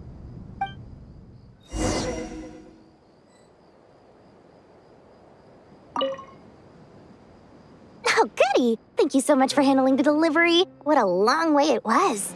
You've really outdone yourselves. I'm well aware what a bumpy, dangerous journey it must have been. Now, I would have loved to oversee the process myself, but of course, those of us who know the plan can't leave the mausoleum. Oh, trust me, I'm patting myself on the back for my assembly work here. Simply flawless work. But will you really be needing all of this? According to our plan, yes, this is the quantity required. I have no complaints about the quality either. Only the price. So expensive. I heard you covered a lot of the funding out of your own pocket. Oh, that's an exaggeration. The academia provided most of the funds. I just offered a small token of my goodwill. Of course, the real tragedy is how little profit I'm making on this. You know, it's a serious crisis when you can't even make money out of it. It's really quite a beautiful design. And I'm intrigued by how such a diminutive device is able to output the power of the Light Realm. Did you attend the lecture on Light Realm energy, Madame Faruzan? I don't believe I saw you there. Of course I attended. I was just a little late, so I had to listen to the whole thing from outside the back door. Anyway, I have a perfectly good understanding of Light Realm, elemental and abyssal energy, as well as the relationship between the three. Good to know. Master told me in private that the conversion process between Light Realm energy and elemental energy involves highly classified knowledge that shouldn't be disseminated too widely. But even so, the scholars still shared said information. Well, you can't enforce a rule that everyone breaks. Is that the idea? At first, the Dendro Archon was reluctant to explain it in great depth for safety reasons. Later, she came to terms with it and simply informed my master that we would all have to face the question of survival together. To protect someone from such dangers means keeping them in the dark, but for someone to know and embody the wisdom within, they must understand its very essence. It's an information hazard. We're exposed to danger just by knowing the facts, and just like bait, it lures us in by offering us the solution to our problems. But if you're not careful, you'll end up pursuing it down a dark path. A tricky problem. But today, this big problem has been broken down into many smaller, more trivial ones. What do you mean? I get it. For instance, you and I share secret knowledge, while she and I take on the risks of life, death, and fate. Something like that? Hey, what? That is not what I call a trivial problem. Well, as they often say in Vahumana, an event that is monumental to the individual is negligible in the grand scheme of history. Generally, the fate of the individual is an insignificant affair. Being from Amorta, where the subject of our research tends to be a lot more personal, I have to disagree. It's hard to dismiss the individual as insignificant. In other words, the big problem of survival has been broken down into many small, interconnected factors, and each one of us represents one of those factors. When the same secret is shared with a group of people, the same fate binds them together. Most people would find this unimaginable, but to us scholars, this is the path that has always beckoned to us.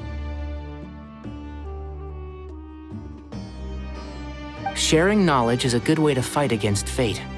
I will always believe in that. All right, I think that's everything. Thanks a lot. But don't go anywhere just yet. I'll still be needing you to calibrate the equipment.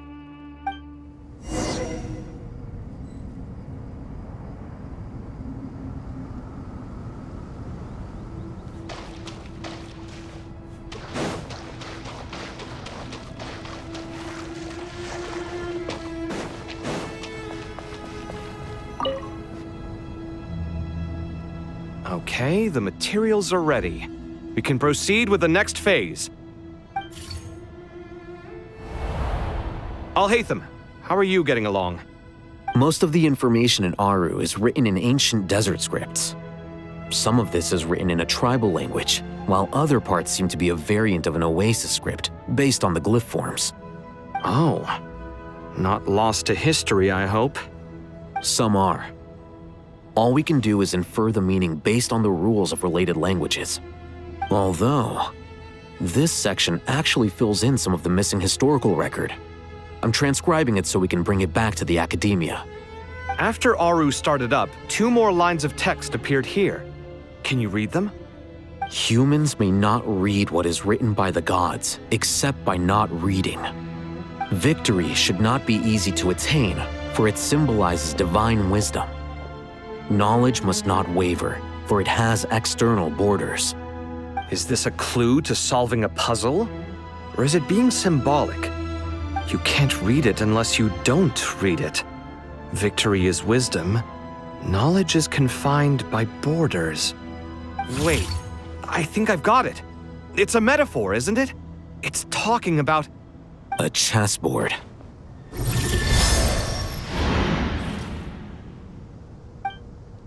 You were right. The youth of today are skilled at solving riddles. Have the secrets buried in the desert not been unearthed over the years all the same? Since Aaru is a place reachable through wisdom, this day was bound to come sooner or later. Oh, I've always been against overly cryptic sentences. Don't you get tired of reading and writing all that? Ah, it's you 3, just in time. We've been delving deep into Aaru, and now this board has appeared. I've heard this was how you'd while away your free hours. You must be quite the experts by now in that case. It is true. King Deshret's chess games are some of the most well-loved of all his wonderful creations. If you have ever been to Safhe Shatranj, you may well be familiar with the chess pieces you see here. Is this chessboard supposed to be another visualization of the interior of Aaru, then? Naturally. Visitors, everything is ready. Only by completing the challenge on the board in accordance with the rules will you be permitted to overwrite Aaru. 1 second. It's not dangerous, is it? Dangerous? Why, yes, of course. I should be the one to go, then. Wait for me here. Sounds like the self-confidence of our present company has rubbed off on you. Don't be ridiculous. I'm your upperclassman, and that means I have to look out for you. I appreciate the sentiment, but a game of chess typically requires 2 players. Besides, I'm sure they won't let things get out of hand. Keeping things relatively safe is in your best interest too, isn't it? Fair enough. I mean, you guys are controlling the difficulty, so please don't go too hard on us, all right? Ah, but Bennu said he wanted to put some respect into these whippersnappers. All right.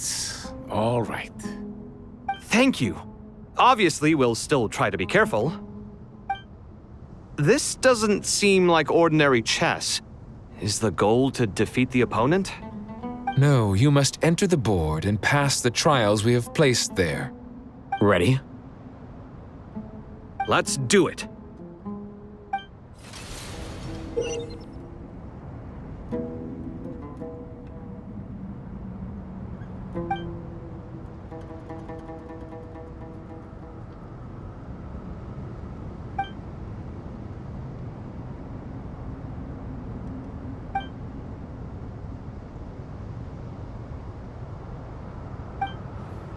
The first trial is posed by me.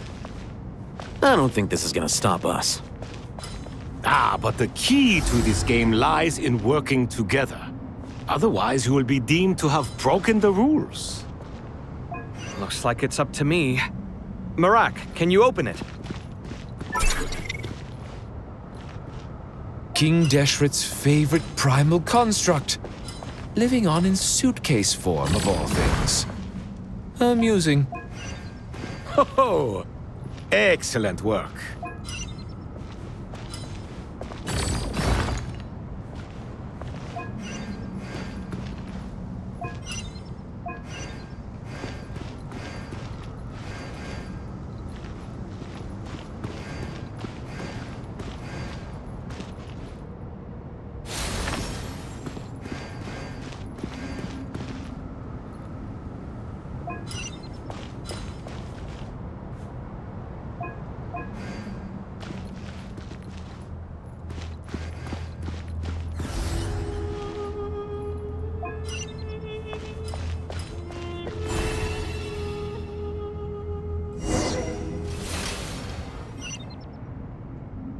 Now is the time for my trial. Now, don't be nervous. I'll make it nice and easy for you. Really? Thanks in advance. We appreciate it.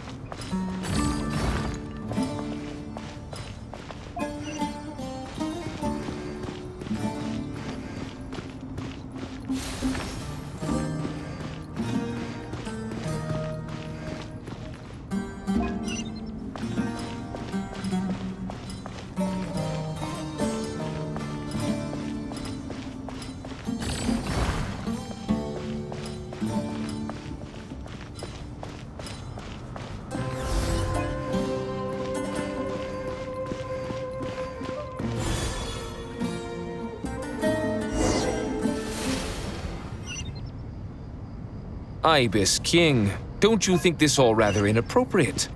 You may as well be handing them victory on a silver platter. Do not expect me to follow your lead. Ha! Suit yourself.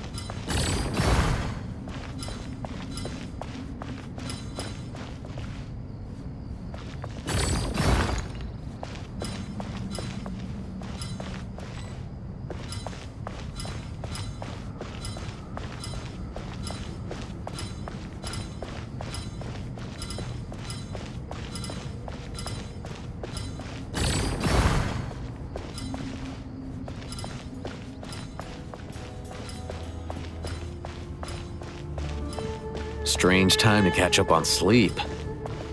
I'm not sleeping, I'm thinking! It's not that simple, you know.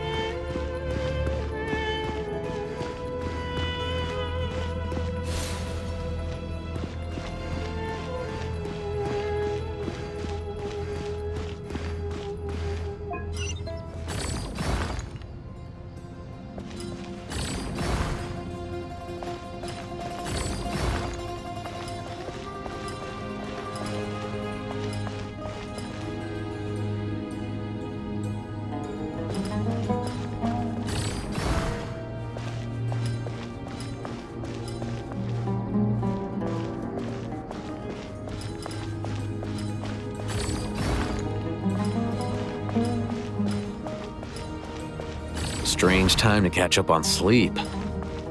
I'm not sleeping, I'm thinking! It's not that simple, you know.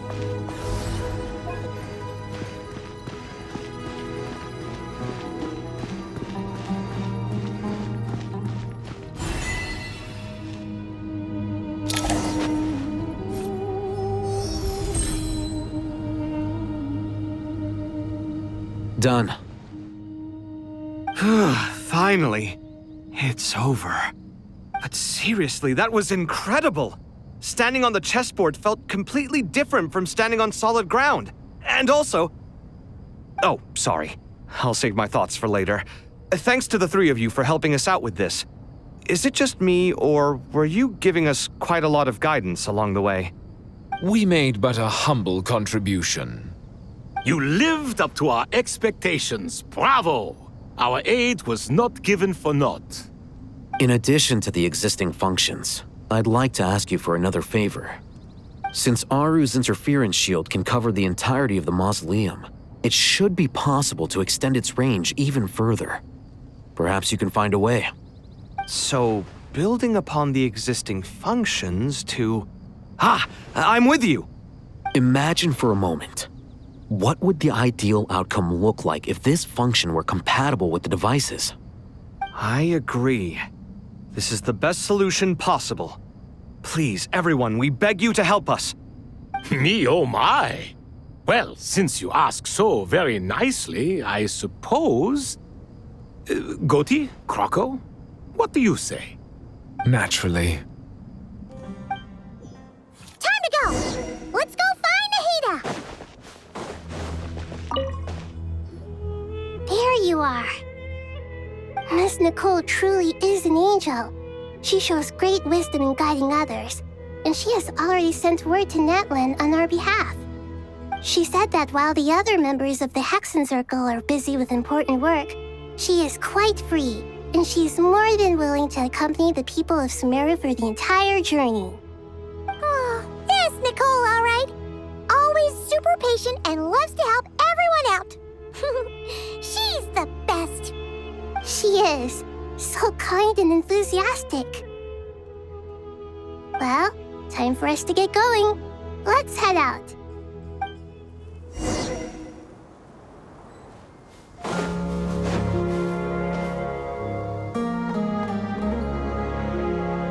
This should be one of the closest places to Natlan in all of Sumeru.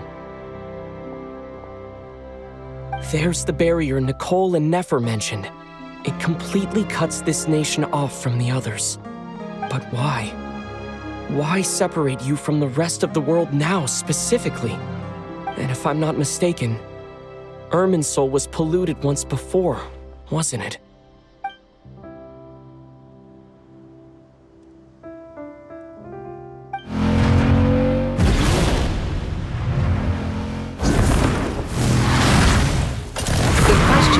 I'm wondering the same thing myself.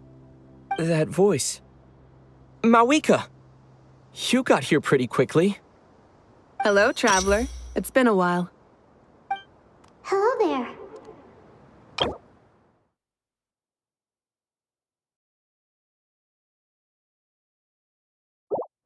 Hello, Dendro Archon. Mavuika, I apologize for asking you to meet at the border on such short notice. I also apologize for not being able to greet you in person. The form in which you see me now is one carried by the Traveler. The real me is inside the Mausoleum of King Deshret, and I am reaching out to you with my mind from here. Irminsul has been infiltrated by the Doctor. We must be on our guard, as he can spy on information in the world from within the tree. Fortunately, there is no record of the Traveler in Irminsul, and you are still within Natlan's borders. My records will be preserved in the Night Kingdom, rather than the ley lines. As long as the Night Kingdom remains disconnected from the ley line cycle, the Doctor has no way of knowing my movements. Exactly. So by meeting each other in this way, the meeting essentially never happened. No wonder Paimon didn't come. You were concerned that her activity would be recorded by Irminsul. The Natlanese have heard about the situation in Sumeru. With the borders sealed off, merchants have been forced to stop their shipments. It's pretty serious, and you're the ones bearing the brunt of it. I'd like to address the question you raised at the beginning. I can offer a brief explanation, although it will sound rather cruel. I don't reach this conclusion gladly, but Irminsul predates the heavenly principles. It existed long ago, when the dragons of Natlan were at the height of their power. So even when the people of Sumeru became ill because of pollution, it was not a critical issue from the perspective of Irminsul itself. As long as it continues to function normally, the barrier will not be activated. But this time, the Doctor's invasion has directly affected the tree. That is what caused the barrier to deploy. The heavenly principles established a rule that when Irminsul is plunged into grave danger, a portion of power will be reserved to isolate Sumeru. That way, even if Sumeru is destroyed, the outside world at least has some time to catch its breath. We'd certainly need it. The heavenly principles created almost everything that exists in Teyvat today. To them, preserving the existence of the world and its inhabitants takes priority over protecting Sumeru. Meaning, protecting Sumeru now falls to you. Yes. My own power may be limited, especially compared to yours. But that doesn't mean that we're just gonna sit around and wait for the end. If necessary, I will utilize any and every means at my disposal. Nicole of the Hexen Circle didn't say exactly what this meeting was about. But after hearing everything you've said so far, I think I can guess where this is going. That's right. Nahida and I discussed it at length. We both know how presumptuous this is, but... You need the Pyro Gnosis, don't you? Yes, you guessed correctly. Originally, I only intended to borrow it, but the situation is far graver than I foresaw. So instead, what I ask of you is to please give the Pyro Gnosis to Sumeru. Why do you sound so nervous? There's no need to be shy. Surely a Gnosis is pretty important to a god. I guess, but it's not as if losing it would suddenly render us powerless. But I'm sure you don't need me to tell you that. With all the nations you've traveled to, and all the gods you've met, you must have realized that by now. As far as I'm concerned, a Gnosis is basically an elemental energy enhancer. But I don't usually use it. You know me. I like to think I'm pretty strong without it. Yeah, not about to dispute that. So you see, you don't need to sweat it. Here, take the Pyro Gnosis. Huh? Just like that? Uh-huh, just like that. To tell the truth, I've always toyed with the idea of giving it to someone who needs it more than I do. I know you accompanied Nahida here to try and increase the chance of success. It's a good thing you did, because your involvement is one of the main reasons you've managed to persuade me. Are you sure about this? Handing over your Gnosis just because of me? I won't try to quantify it, but trust me. Handing over the Gnosis to Tighnari is far from the craziest idea I could think of. Besides, even if you hadn't come here personally, I think I still would have agreed to Nahida's request. Irminsul doesn't just affect Sumeru. It impacts all of Teyvat. I know all too well how difficult it can be to protect the things you care about. So logically, morally, or however you want to cut it, helping you is the right thing to do. You don't need to tell me the specifics of your plan.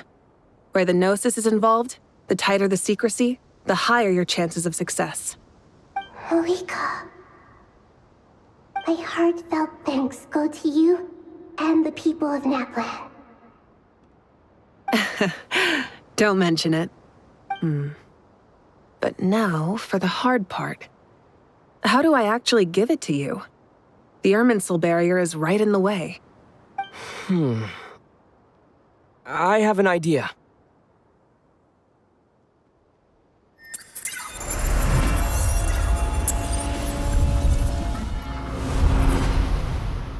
Just as I thought.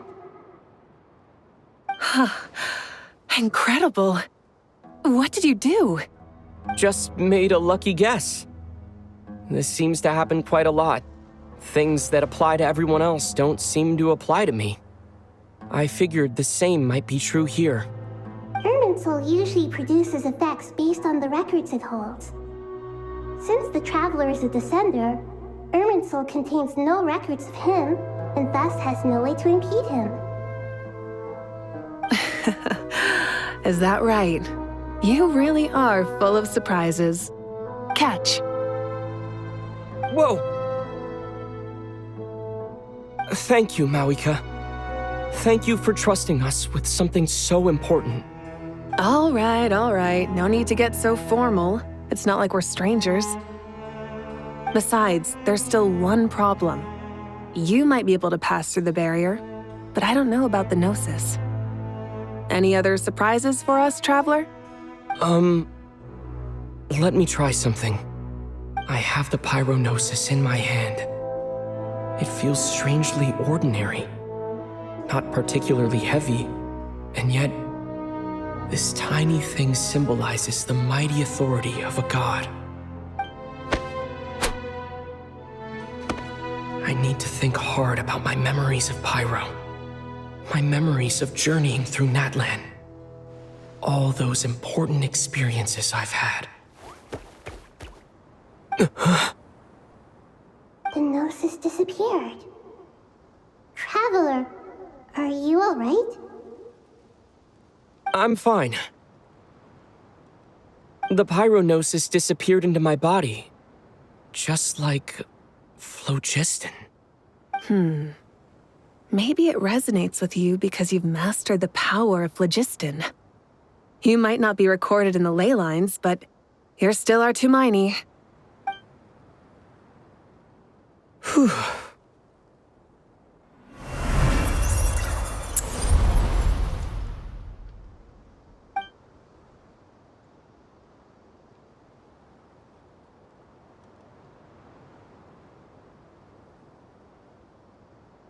Please allow me to express my gratitude once again, Mavuika. Pleasure. Well, I've given you all the help I can. The rest is up to you. Good luck. We won't let you down. Yeah, we aren't about to lose.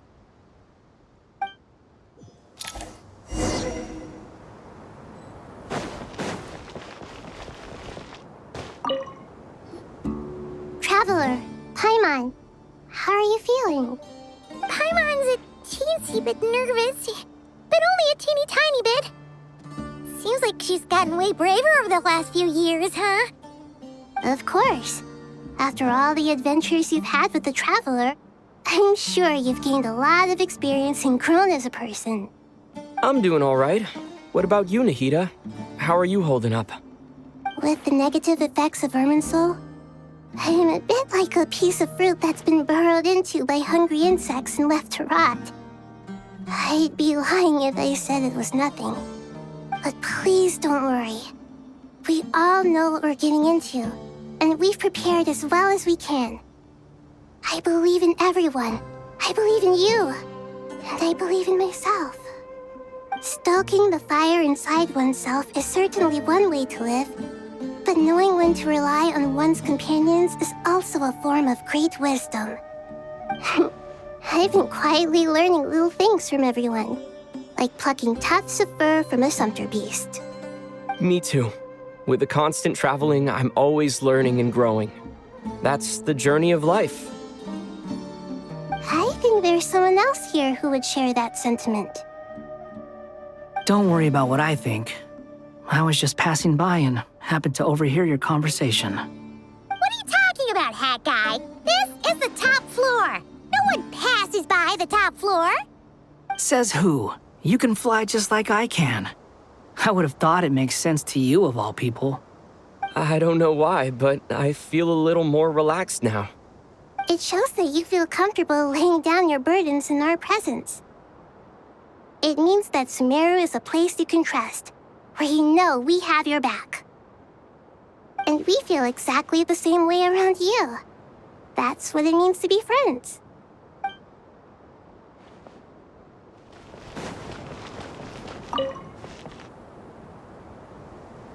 Ah, it's finally done. Ugh, but I have a nagging feeling that there's something I've forgotten. Oh, there you are. Everything wrapped up on your end?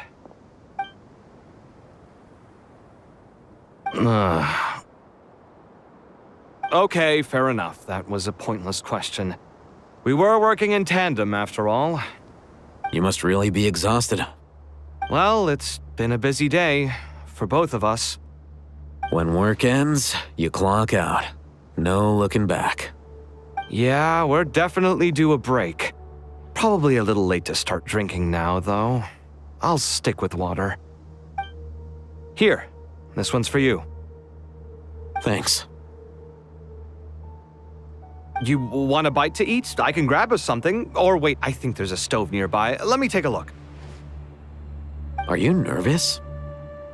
A little, yeah. Unlike you, it seems. How are you not feeling at all nervous? Because everything that happens next is beyond my individual control. I don't worry about things I cannot influence. What do you mean, cannot influence?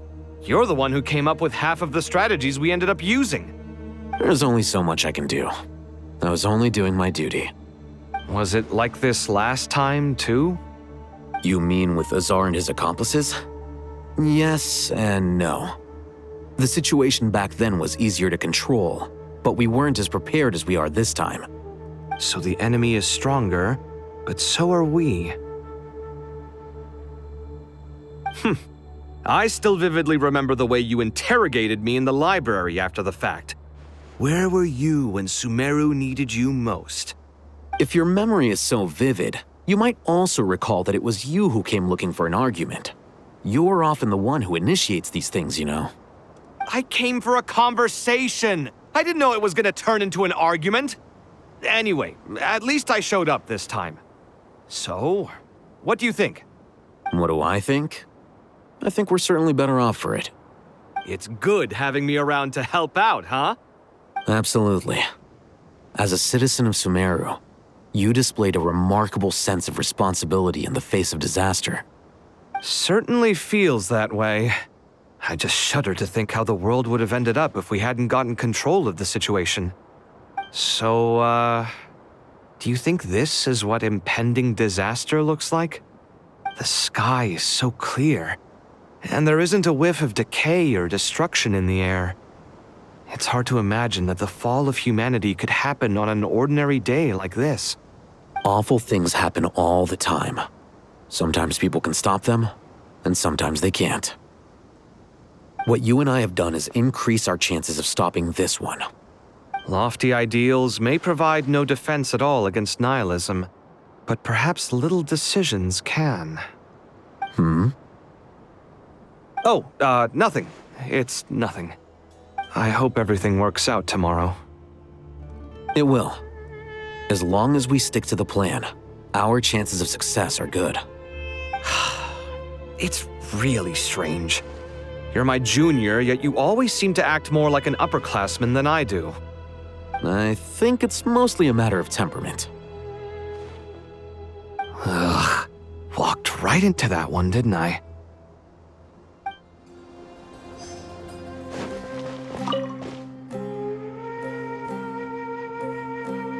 We'll make our move after sunrise tomorrow. Good. Is everything ready? As much as possible. That'll be enough. Don't let the pressure get to you. We'll take things one step at a time. That's how we've always done it. Master Tighnari! Mr. Cyno! So this is where you were. I brought some juice and some water. Would you like some? I know how easily you get dehydrated in the desert, so you should definitely have some water. In which case, I'll have the juice. I gotta ask, though. Who's on juice-making duty at a time like this? Madame Faruzan said she was feeling a little nervous, so I told her about the automatic juicer my friend invented. She took it right off me and started making carton after carton of juice. A juicer? Did Sucrose send that to you? Yeah. I hadn't had the chance to try it out before this incident occurred, but I couldn't bear to leave it behind in Gandharvaville. The juice is very sweet. I think so too. Collei, how are you feeling? Physically, I'm okay, but it just still feels strange to me. Why would a great power like this come to someone like me? I know the feeling well. That same question ran through my mind every day as a kid. At least now, you have someone who can relate to you. All the more reason that you should apply for Spontamod. Tighnari fiercely opposes the idea, though. Those two things are completely unrelated. What are we all chatting about, Would anyone like any juice? Oh, You have some already. I had some earlier, ma'am. Maybe give the extra to someone else? Very well, very well. I shall be off then. There's this enormous power, and then there's little old you. You feel like there's no connection between the two. And that sense of dissonance is difficult to get used to. Yeah. But after all this time, I can't believe this stuff still gets to me sometimes. Makes me feel a little childish. Collei, just because we normally keep the conversation light doesn't mean we can't discuss deeper issues. I don't think it's childish at all. You were the victim of a terrible crime. It's normal to struggle with the fallout from it. You have absolutely nothing to be ashamed of. My professor once told me that no incident can be considered truly resolved until the victim says it's over. Your rage and your pain are completely justified. Thanks. Miss Nicole said that the same god remains which were once used to inflict so much pain upon me have now become a weapon with which I can protect everyone. It's like my own personal kind of evolution. Every innocent person who's been hurt needs time to realize that it wasn't their fault. I was the same. But it's all about to be over. Tomorrow, it ends for good. I don't know if you've noticed, but you rarely stumble over your words anymore, and your outlook has become much more positive. It's a big change from how you used to be. And since this isn't over, you can settle the matter on your own terms. It's time you seized back control. I believe in you. Yeah. Sumeru is my home.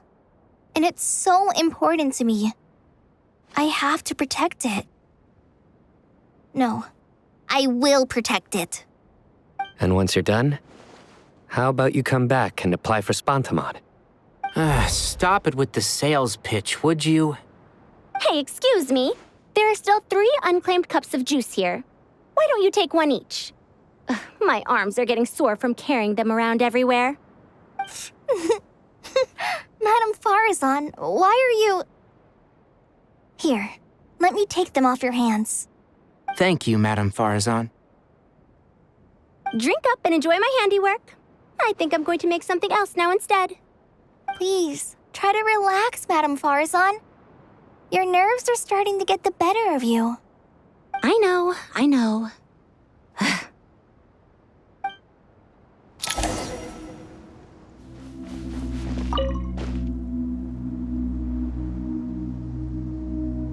Something on your mind, Miss Nefer?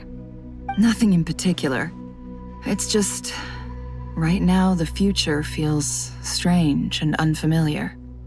But the future has not yet arrived. How can you say how it feels? Some people know that there's an impending disaster. Others remain blissfully unaware.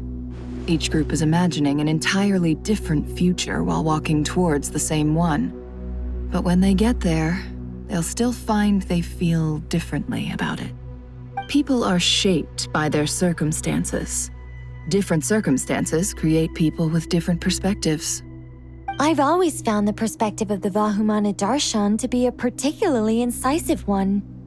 Even at the height of the crisis in Nodcry, people held diverging opinions. But things are different this time. Indeed. Regardless of faith, gender, wealth, skin color, or eye color, everyone in Sumeru knows what will happen tomorrow. The world has never been an especially fair place. Yet now, against all odds, a moment of unprecedented unity and equality is about to take place. It's fascinating. If only my father could have lived to see this era. Era. To me, that term represents a much greater span of time. It can be an unsettling word. I would even say I'm afraid of it. Do angels even feel fear? Yes, at least I do.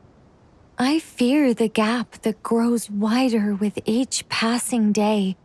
and the never-ending flow of time.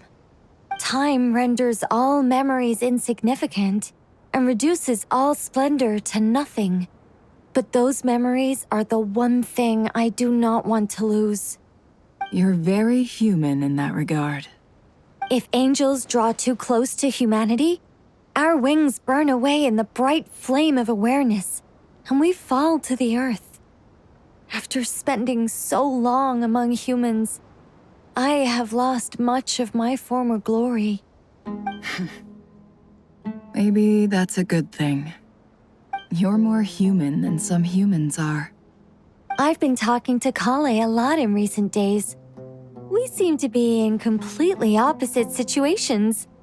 I suppose that makes us good case studies for comparison. Case studies for who? Myself, I suppose. After comparing the two of us, I suddenly discovered that I desired more than before. It was a gentle, pleasant sensation. Just as most people pursue glory and miracles, I too am pursuing miracles of my own. Guiding humans to make the miracles in their hearts a reality. That is my miracle. It doesn't sound so bad, does it?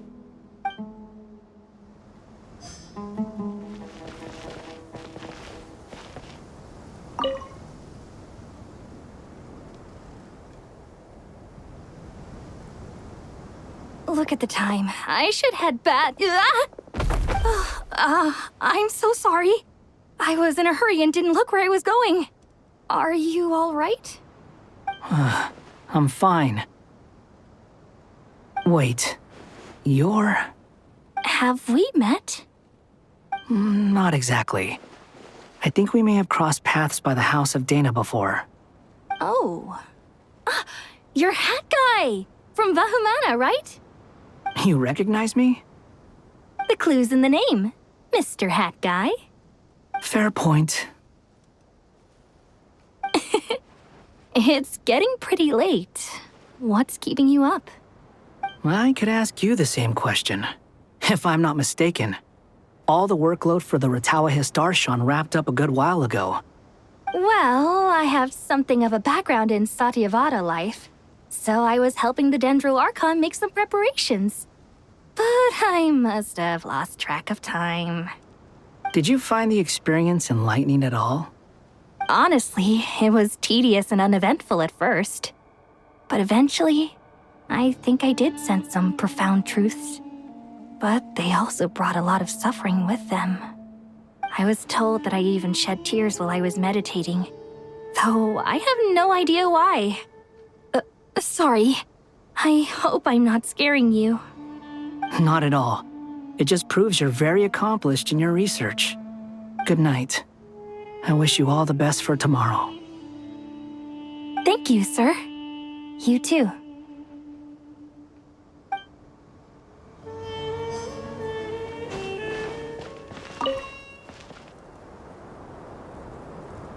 Too bad we've got a fight tomorrow. I could really do with a stiff drink. Let us pray instead. Prayer. How nostalgic. Lord Sangama Bay. Came to get some fresh air too, did ya? That's right. Actually, I was hoping I might run into you, Dehya. I wanted to let you know that I've stocked up on that perfume you said you were so fond of. No, really? I'll take 2. Any chance of a friends and family discount? I knew you'd ask that. And I'm afraid to say that. Surprise! It's free of charge. That's very generous of you, Lord Sangama Bay. Does this mean you've made a fortune in Notcry? Nope. Turns out it's not that easy to turn a profit there. I even ran some assorted losses. But anyway, that has nothing to do with why I wanted to give you and Dehya a small gift. Remember that merchant caravan you two rescued in the desert last month? That was transporting my goods! No way! I had no idea that was your shipment. Explains the, eclectic mix of goods, though.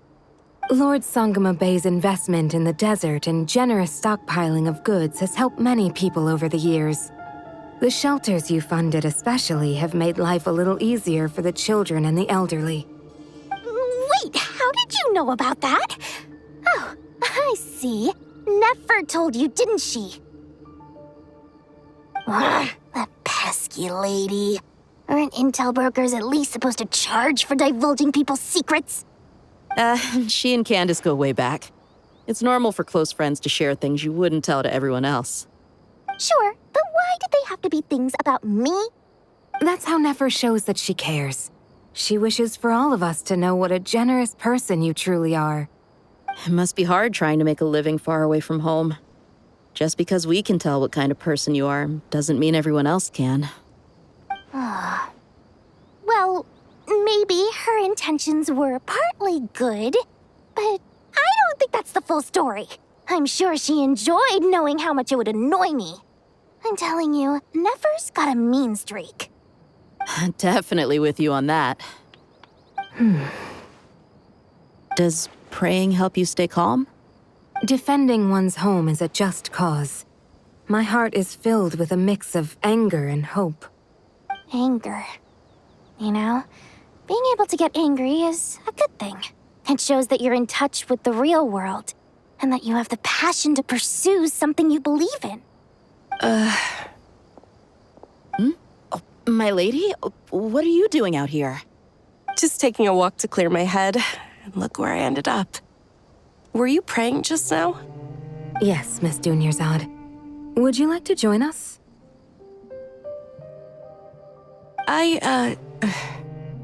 Come on, it's fine. She won't mind who you pray to. Oh, then sure. I remember you, Miss Dunyarzad. You visited my shop before. If I recall correctly, the god you worship is the Archon, correct? That's right. She is such a gentle and kind god. But to me, she is more than just a god I worship. I see her more as a friend. And so do many others. She's not some almighty god who reigns on high, but a genuine friend. Agreed. She's a wise teacher and a good friend. I spoke with several people during the evacuation. Everyone's aware that tomorrow's battle is one that ordinary people can join too. A battle to fight for our friends and our homeland. Oh, it makes me glad. I can finally do something for those who protected me. You've grown so much since we first met. Oh, a compliment? Ooh, more please. Thank you. My lady, you've always been a remarkably strong and ambitious person. It's indisputable. And that's not just a compliment. It's a statement of fact. What are you praying for? Our beliefs may not be entirely the same, but we both wish for the same thing. I pray that everyone will rise to the challenges ahead and return safe and sound. I pray for the safe return of all my companions.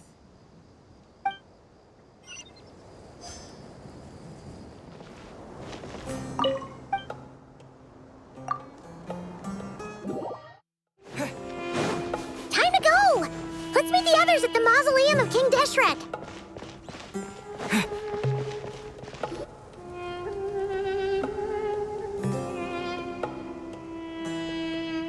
I have not felt this way in a long time. Standing up high, gazing out at the rolling dunes. One cannot know what freedom truly means without first losing it. The golden slumber truly lives up to its name as a dreamland. Though desert sands exist there too, no mirage, no matter how glorious, can compare to true beauty. Archon, what is on your mind? I was wondering whose counsel I should seek on the questions in my heart. What kind of questions? So many. More than can be put into words. As I once said to a friend, we look, we see, and we comprehend. But the question still troubles us. What are the many disasters that this world faces, but the sum of all irresolvable questions? The biggest question you should be asking is how to seize victory. Yes. Although, I would express it differently. I must not fail. And so the question I am most curious about now is whether the path to victory will be an arduous one. What we declare to be a young sapling, we may, in fact, find to be a towering tree, if we would only cast aside our ignorance and look beyond the veil of time to see her true form. Nahida! We're here! Just in time. My preparations are almost complete. Ready when you are. We're here too. Miss Nicole! Miss Nicole! You run so fast! I thought I'd get a lot of exercise as a forest ranger, but I can barely keep up with you. Sorry, I got a little carried away. Lesser Lord Kusanali, the equipment is ready, and the modifications to Aaru are all complete. As discussed during our meeting, Accessing Irminsul via the Akasha is no longer feasible at this stage. There are other options, it's just they're a little more extreme and more technologically demanding to implement. Maybe you should take it from here. The architecture and functionality of the Akasha terminals overlap considerably with Aaru. There is reasonable evidence to suggest that one was developed based on the other, or that they both utilize technology of the same origin. As long as the transplant and merge operation succeeds, Aaru should theoretically work on a scale greater than the Akasha and approximately equal to Irminsul. It will become the largest active computing device in all of Teyvat. A system this powerful is capable of a lot of different things. In the past, the Akasha was primarily used for one-way information transmission, but I suspect it could also serve as a central bridging hub. In the pursuit of greater knowledge, some scholars have attempted to connect their consciousness to Irminsul through the use of terminals, incense, and meditation. Correct. In academic language, scholars who reach that stage are said to have entered Satyavada life. Hypatia has performed this practice many times in the past, and she was once under my care for a period of time. Right. And this at least proves that there is a zone within Irminsul that can be connected to. That's right. Providing wisdom to the people is one of the very reasons for Irminsul's existence. I think I understand where you're going. Please, continue. In that case, I'll skip to the conclusion then. We need to further modify Aaru, merge it with the Akasha, manufacture terminals, and distribute them to every single person we can reach. Every person? Even the desert folk? Yes, everyone. I've already calculated the amount of raw materials we need. So you mean we're going to get new Akasha terminals? Yes, but this time the people of Sumeru won't be using them to acquire knowledge, just to connect to Irminsul. That's the key. When we evacuated the city, we brought all the important assets from the House of Dehya, in case we ended up needing them. Fortunately, this included the Akasha system's main terminal. We've checked all the relevant records, and one thing is certain. Nothing like this has ever been done on this scale before, so... Everyone in Sumeru is part of the plan. Whoever controls the people controls the situation. Since this function of Irminsul was introduced, it has only ever been made available to scholars, who don't constitute a particularly large group of people. But by expanding the scale to include all the people of Sumeru, all the individual connections will stack up to create a significant load on the system. Under normal circumstances, Irminsul would be able to cope with the additional load. But with it already being under strain from other activities, its remaining capacity is limited. Thus, it might be possible to shut it down completely by overloading it.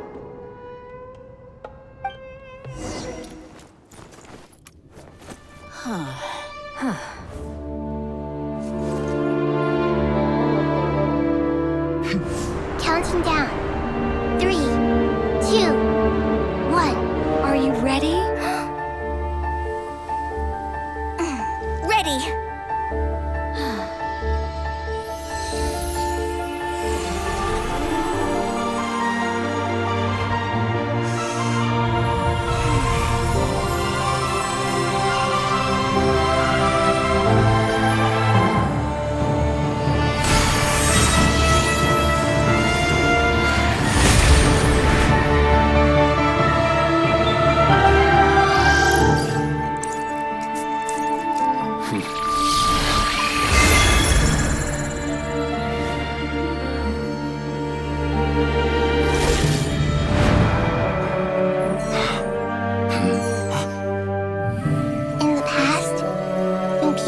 Knowledge, they turn to the Tree of Wisdom.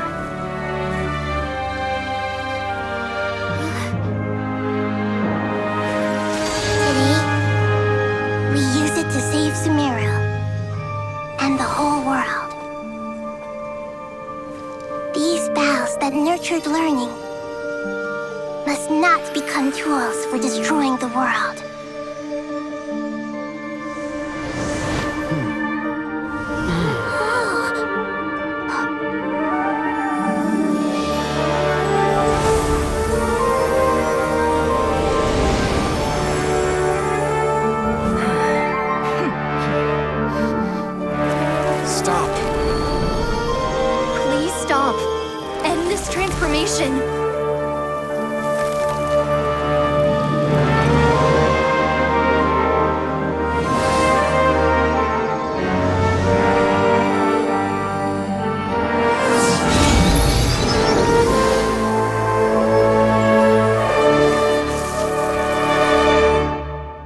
Shut down Irminsul just to stop me? You fools. I have all the time in the world. Success! The evil Irminsul tree has stopped growing! Great!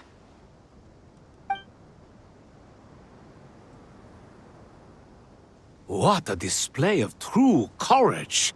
The courage to think and the courage to act. I never thought I would witness the shutdown of Irminsul with my own eyes.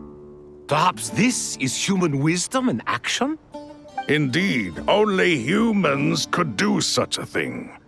Gods are few and far between. What was once created for spreading knowledge is now used for another purpose. A rather ingenious plan. I am grateful to you three for your help. Only thanks to you were we able to extend Aaru's interference capabilities to cover all terminals.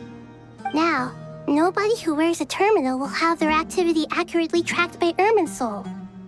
No matter how many eyes Dori possesses, he will not be able to see us clearly. Now for the next step. I will need the help of your supreme powers once again. How might we be of service, Lord of Dendro? I need to reach the Eternal Oasis immediately. Right now? In that case, Ibis King, would you agree that this is a fine opportunity to dust off our old tricks? Nefer, I assume you have that chess set with you? You mean the one you gave to me as a gift? Asking for it back, are you? How could I? You misjudge me. I just wanted to show you another way you can use it. Connect to Safei Shatranj.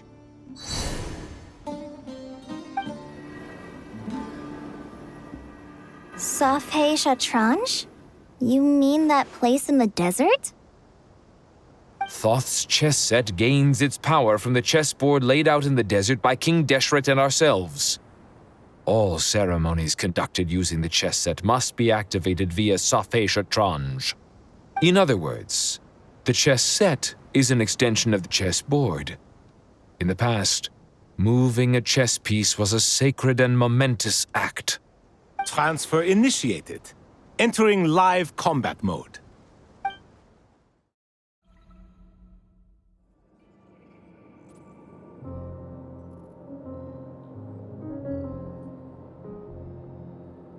We haven't heard a single word from our spy in the desert.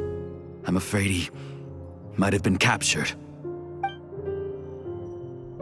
Never mind. But we spent years turning him. And a lot of Mora. Nothing comes for free in this world, but the loss is not without its purpose.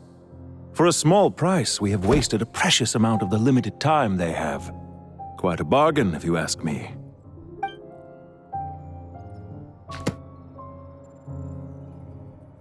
Understood. Weighing profit against loss is a necessary part of life. But to tell the truth, I have been operating at a loss since this all began. Since many centuries ago, in fact. For instance, why would a banker act as the executor of a will? If you hadn't deposited your personal belongings at Northland Bank, I would have no reason to be here right now.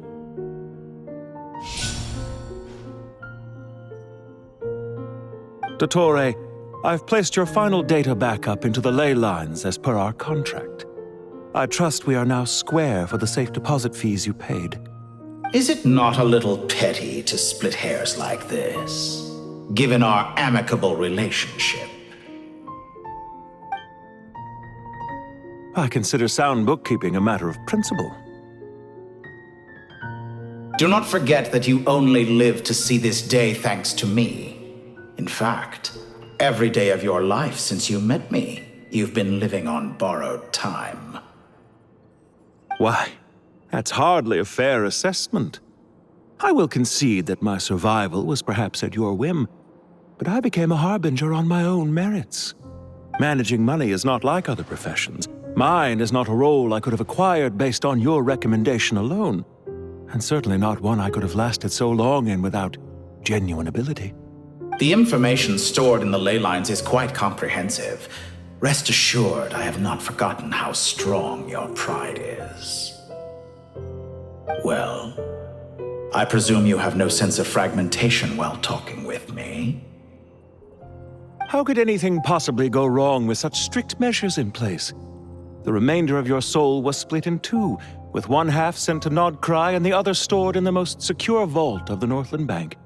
Though I must say, your disdain for the other segments is quite amusing. Zandik is you, and you are Zandik. Zandik created the segments, yet you, a segment yourself, reject him.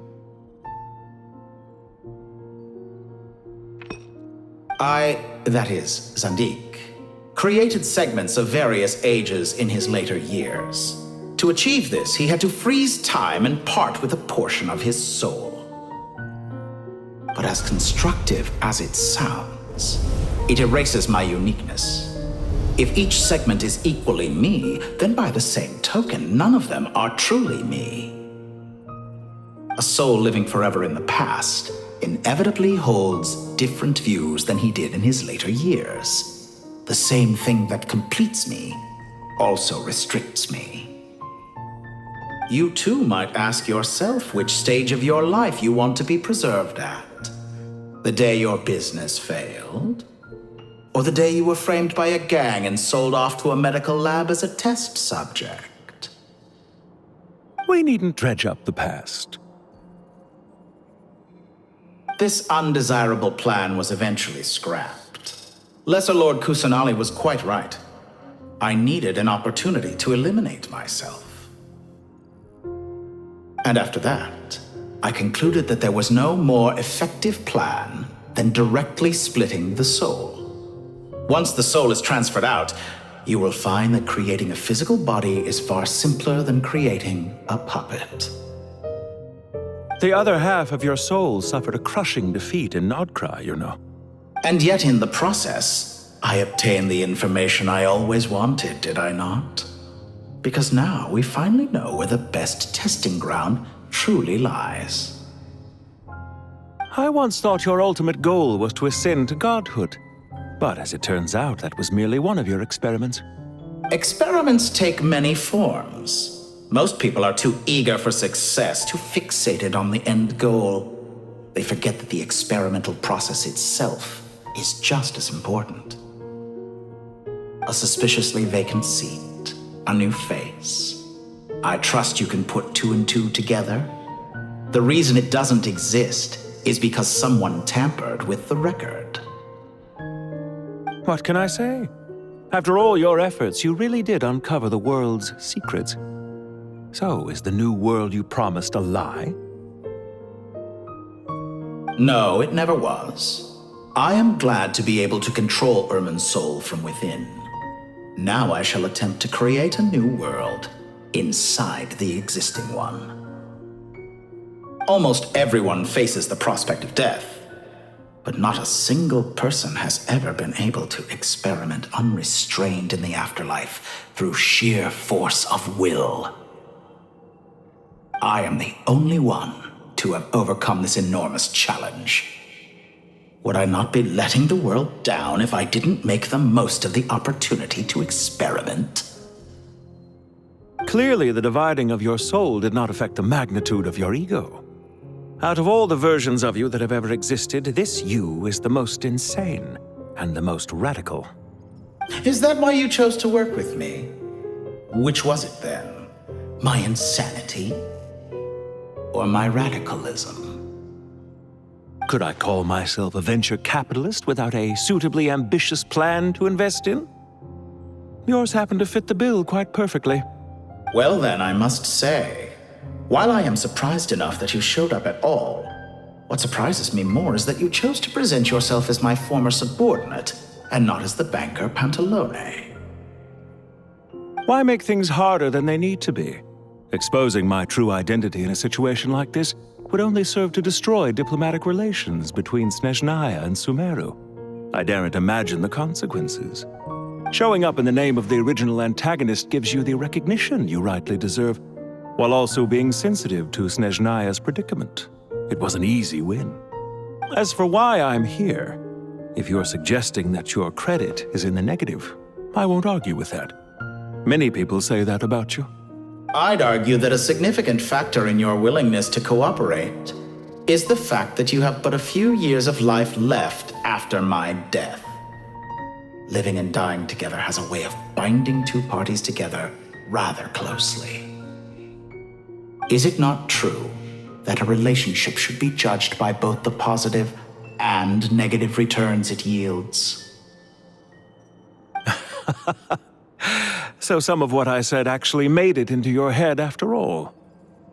It's true that I hope you don't die too soon, but don't you find that a strange thing for me to say? After all, you've already had quite a long life, especially for a human being. Let's not pretend that you're any more innocent than I am. Are we not the same in this regard?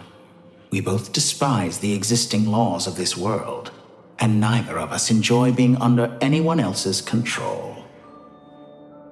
Is it really so greedy to want the world to operate by a new set of rules? Of course not, my dear friend. And as I've said before, mutual interest is the foundation for the most reliable of relationships.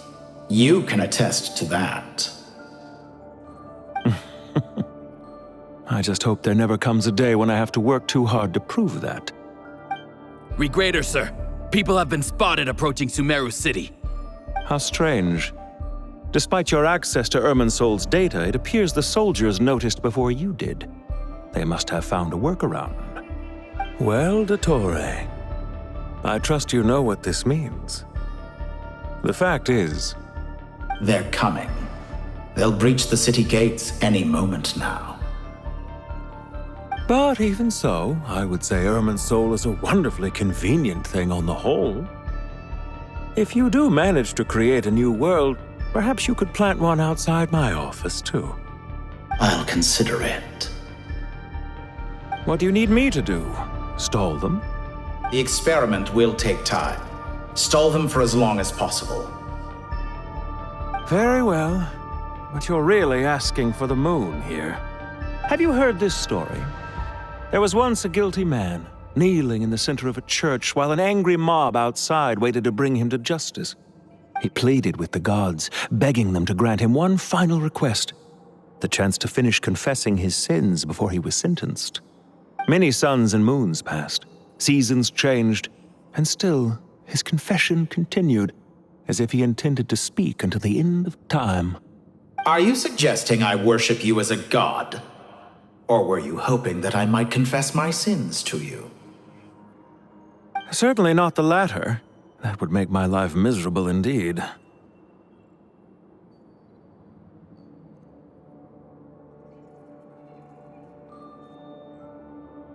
For someone who despises them so, you never seem to have any objections to me creating or becoming one. At first, I thought you'd be furious. Concerned I would terminate our partnership, were you? Not at all. You had reasons why our partnership must continue. Don't you find people's attitudes toward gods amusing? A god descends from the heavens and people worship it unreservedly, blindly following whatever rules are given to them. And yet, when they see an ordinary person gain godlike levels of power by virtue of their own hard work, they treat him with nothing but suspicion, even if he is a compatriot. Is that supposed to be a compliment? No. I was just thinking. I pity the man who would call you a compatriot. There's no need to be so self-critical.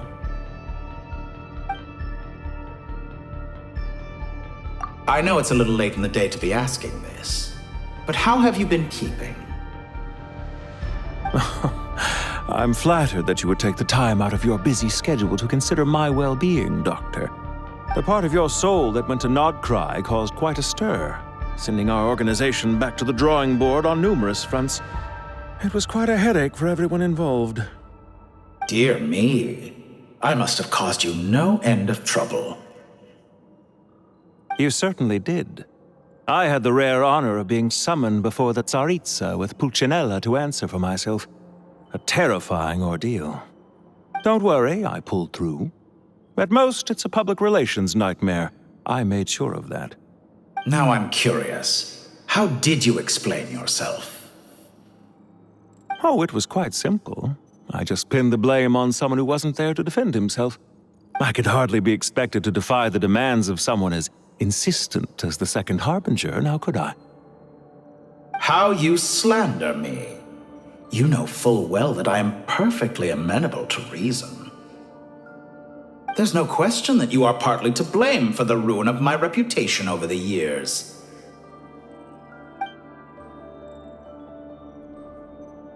Do you have anything lined up for when this is all over? Hard to say. Fieldwork always takes quite a toll on me, as you know. Once I'm back at Snezhnaya, I'll start with a well-earned cigarette. Why are you so eager to ruin your lungs after I went to the trouble of replacing them for you? If you have an issue with it, feel free to try to stop me.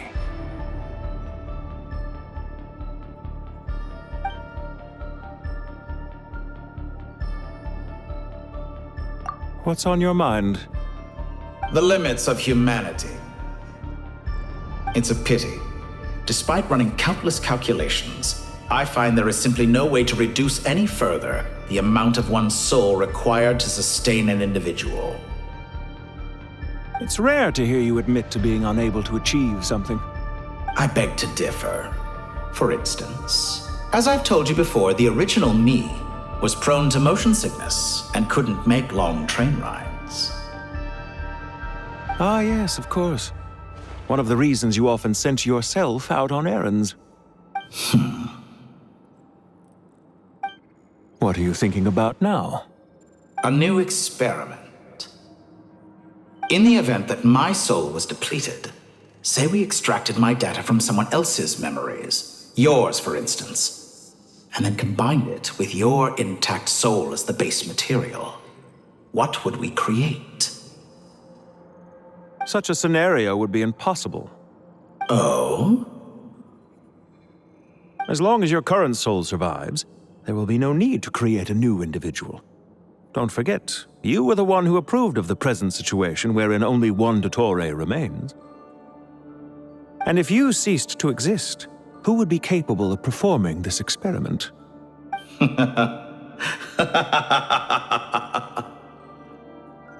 Since the day I met you, you've always excelled at talking your way out of a quandary.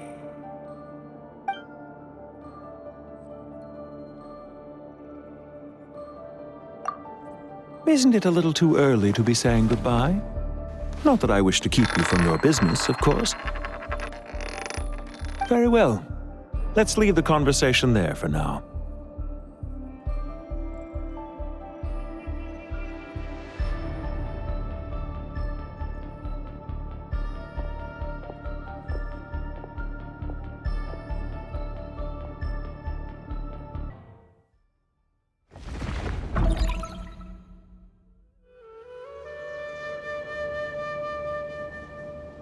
The power of King Deshret's 7 pillars is truly remarkable. With just a chessboard, you can move an entire unit across the material plane. Yeah, sets us up for a much easier fight. Really makes my day. The last time we stormed the city, it involved a lot more running around. I wonder how many people can say they stormed a city twice in their lifetime. I was just thinking that. I've definitely had more than my fair share of unusual experiences in my life. This is my first time here, actually. We never usually leave Gandharvaville.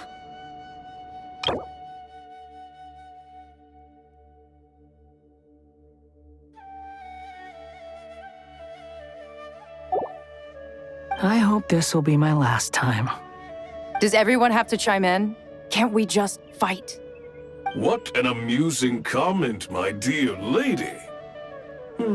Yet humans often alleviate tension via small talk, do they not? Whoa! Why is Candace's shield talking?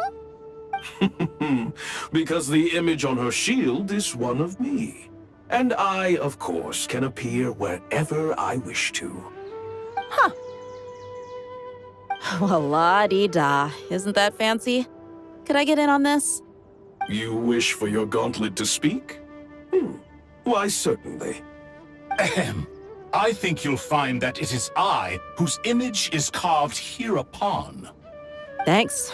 Definitely feel stronger now. You're welcome, my lady. I am glad to lend you my power. Cyno, what's the situation? There are troops stationed at every entrance. As we expected. A frontal assault will suffice. Everyone, stick to the plan. We'll take the main entrance. You head for the House of Dana's side door. Move out.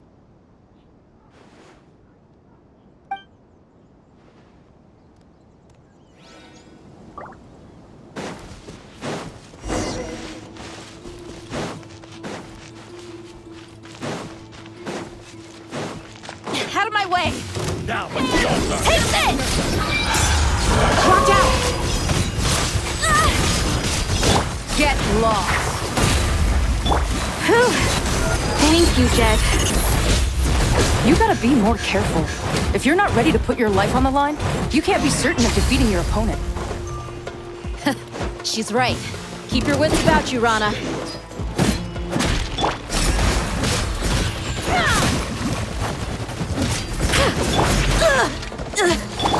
Nowhere to run!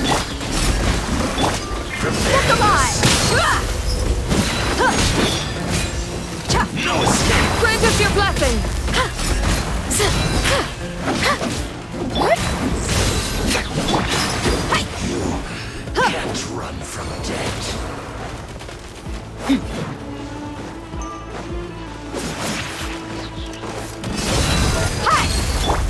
Surrender! Take them out and secure the harbor. Reinforcements will arrive by water. Let's move. Consider it done. Show no mercy.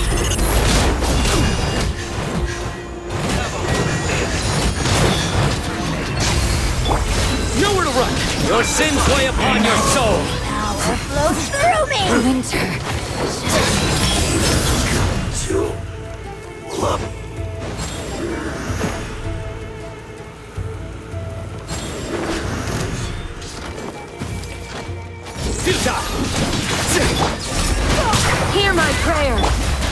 You asked for it.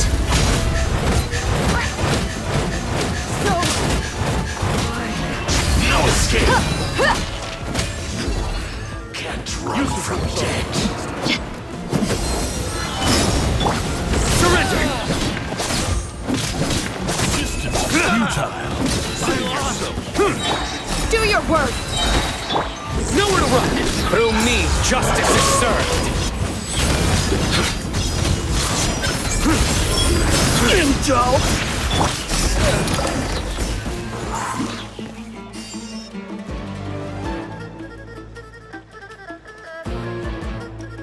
Waterway secured.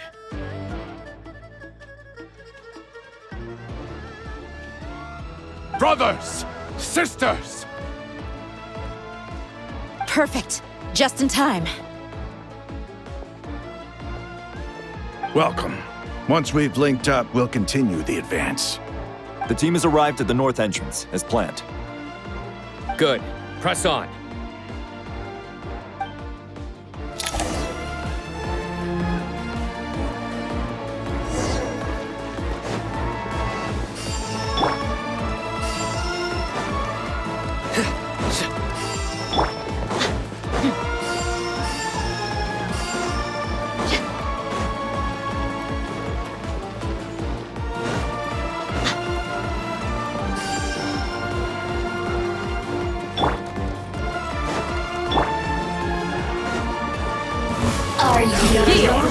Grant us your blessing. You're dead meat.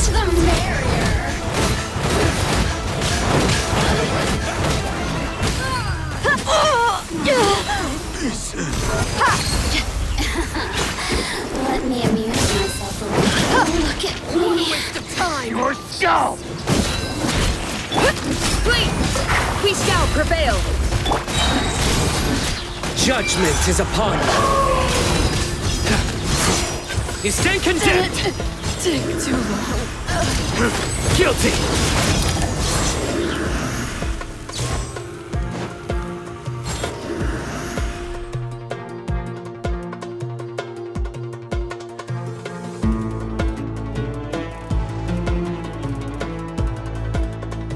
Look out! It's an ambush! Finally. We need to hurry. Take the middle road now. Mahamacha Cyno, area clear. Don't relax just yet. More Fatui approaching from the right.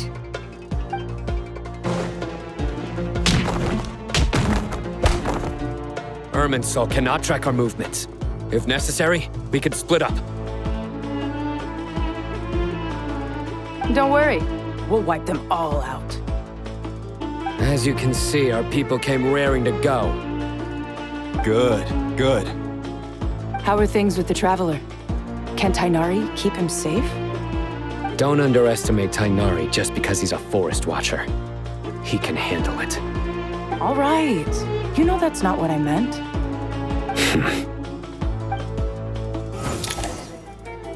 Cyno and the reinforcements have drawn the Fatui's fire away. It's our turn. By using a cluster leaf of cultivation, we can pass through certain terrain silently. Good luck with that. We'll just fly up there. Huh? Oh, yeah. I forgot you could fly. Ready? Ready.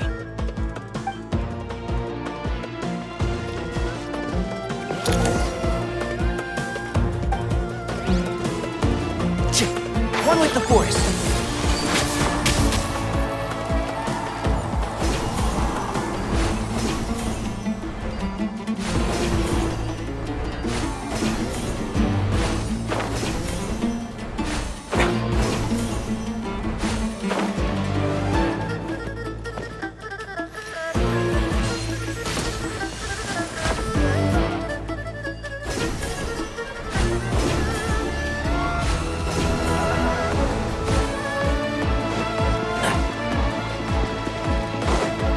Keep up.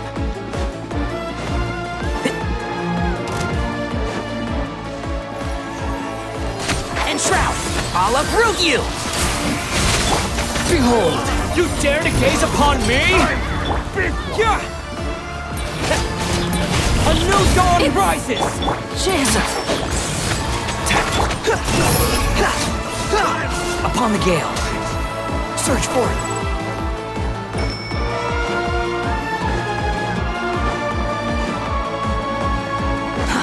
Too slow.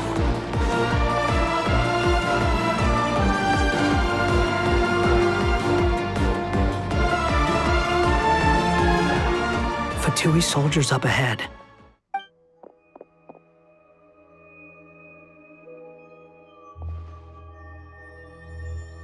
Careful. Prepare for battle. Hey! There's people over there. You have some nerve showing your faces here in the center of Sumeru City.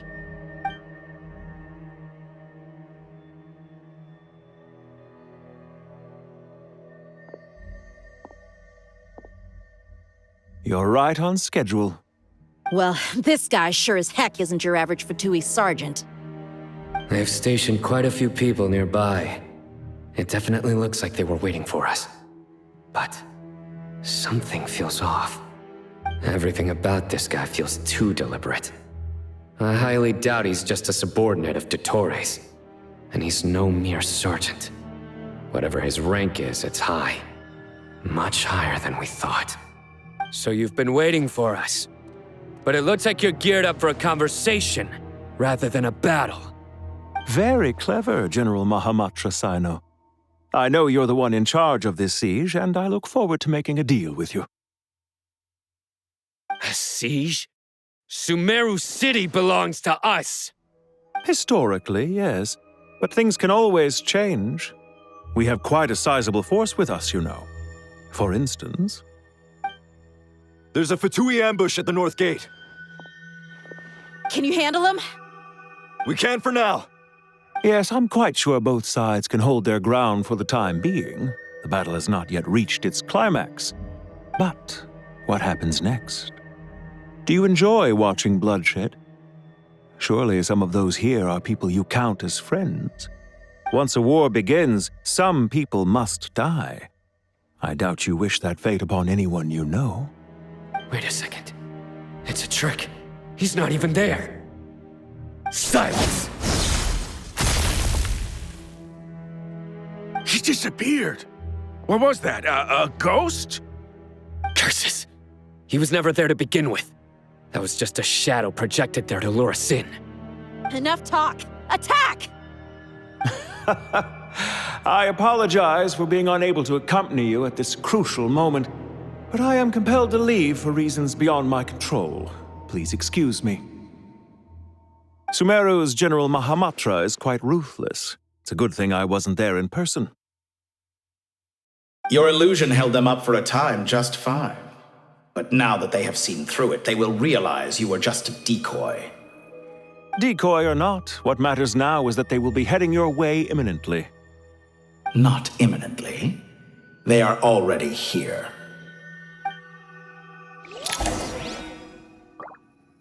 Quit following me. Huh.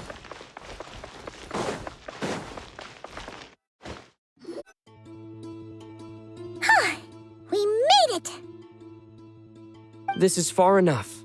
Tighnari, you go help Cyno. Don't worry about us. We'll manage from here. Are you sure you don't need me to stand guard? No need. Once the connection is established, we'll disappear from the sanctuary of Surasthana. Go help the others. All right. Goodbye for now, then. Please tread carefully.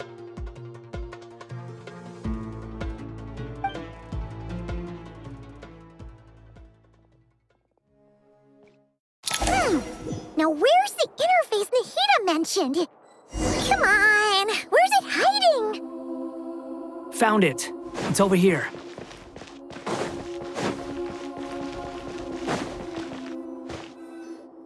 We can connect to the inside of Irminsul through the Sanctuary of Surasthana's built-in security system. You should be pretty familiar with the process. Is it the same route as last time? For the most part. We don't need to adjust any of the parameters. Then I should be fine. And Paimon? Once you're both ready, we'll set off. Wait! The stakes are way higher this time, right? Maybe Paimon should stay outside and help the others. Then, you can focus on the fight without having to worry about Paimon. Huh? Why are you staring at me like that? It's nothing. I just suddenly realized how much you've grown. Hey, you've grown quite a lot yourself. Don't you two start getting into it again. Well, anyway, Paimon thinks she's pretty knowledgeable. Who's the best guide in Teyvat again? And don't forget, Paimon's a college student now. If we say Alhaitham's not a weirdo, it's hard to explain how he came up with the idea of you applying to the academia.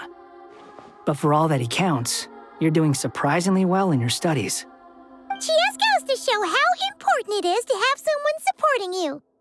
And Paimon's not the only one. Let's not forget that you only became a student because of Nahida's personal recommendation. That's fair. I have learned a lot in Sumeru.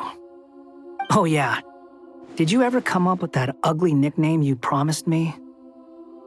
What? No way! We're friends now! Paimon gave up on giving you one ages ago. Anyway, isn't Hat Guy enough of a nickname for you? Fine. Suit yourself. We need to go. Paimon, if you're staying, look after yourself. Will do. Paimon's gonna link up with Tighnari and Cyno. You guys are the ones who need to be careful. We will be. Bye for now.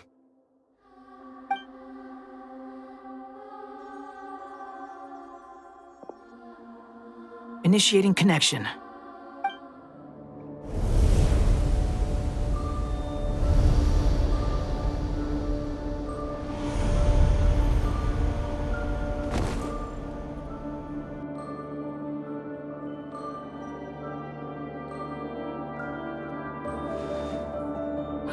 Well, here we are again. Come to think of it, I still don't even know where we're going. Thanks to our terminals, it should be impossible for Irminsul to read. I can... Don't tell me. Only you need to know. That way, whatever happens to me next, it won't affect your progress. Listen to me. Your safety is just as important as mine. Don't even think about sacrificing yourself for the greater good. We came here together, and we're leaving together. All right, if you insist. I won't argue with you.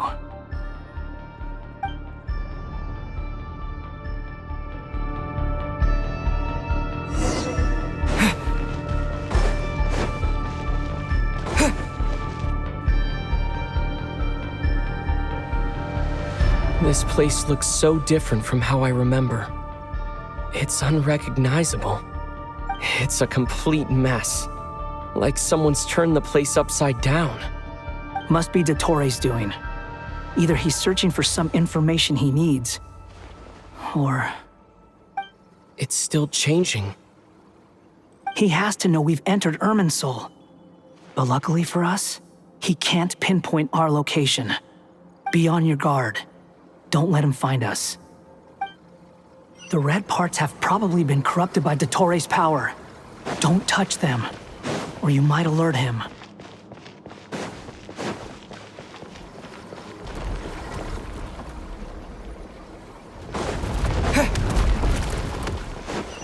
He's looking for us. Tread carefully. That wall could be a problem.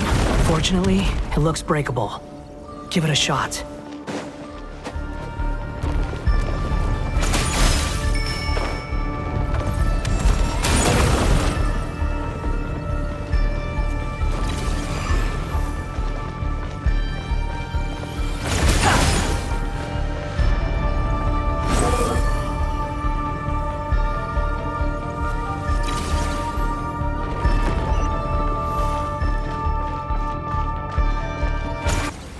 Fury.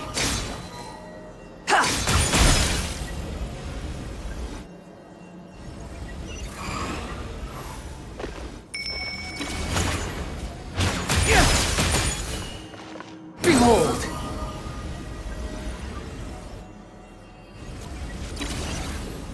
The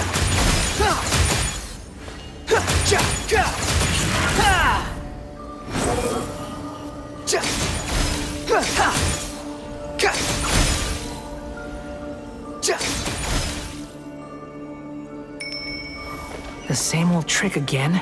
Are you kidding me? Let's handle it just like we did before. This cheap trick isn't gonna stop us.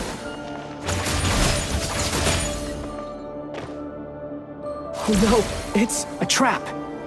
Is that why he was using the same trick over and over again? To get us to lower our guard?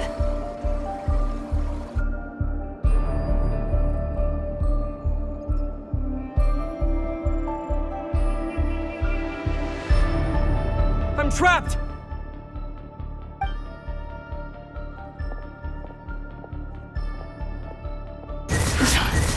Why won't this thing budge? Hello? Hello? Can you hear me? Nicole, is that you? Yes, it's me. I'm monitoring your progress from inside the Eternal Oasis, and I have to say, this terminal is simply marvelous. It makes tracking you so much easier. I couldn't see anything at first, but now that you two are inside, I can use your location with support from the terminals to get a partial view of the situation inside Irminsul. It's not the clearest image, but it's better than not being able to help at all. So, here I am. I can't intervene directly, but I can help to guide you out of the jam you're currently in. So please, just follow my lead. Dottore in his current form is a blight upon both Irminsul and the ley lines. Pay attention to your surroundings. There must be sources of his contamination nearby. The corrupted information... Is that one of them? Precisely. Good work. But we're not done yet. Stay close, and let's see if we can find any others like it nearby.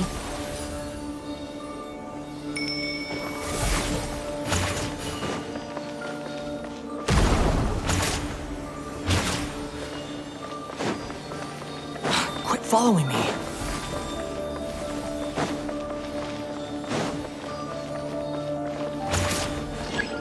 The wind rises. This must be another one. Agreed. Now... Wait! Watch out! It's Dottore. I think he's found us.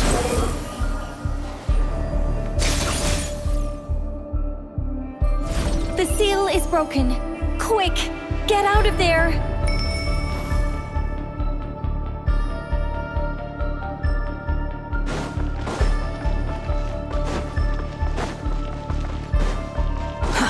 Too slow. And where exactly do you think you can run to? Wait, what is that? Pursuers! That's gotta be it! Run! Don't let that thing touch you! Dodge that attack!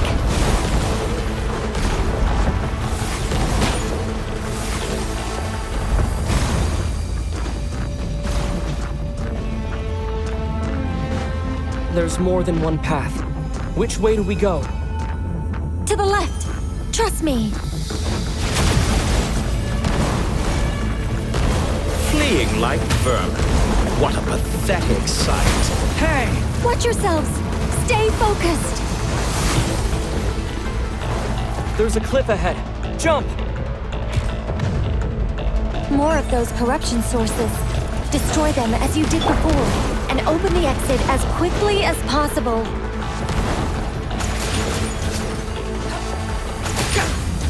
They're relentless. Is he trying to wear us down? You'll just have to destroy these too. I think the pursuit is over. Hard to say. Stay alert.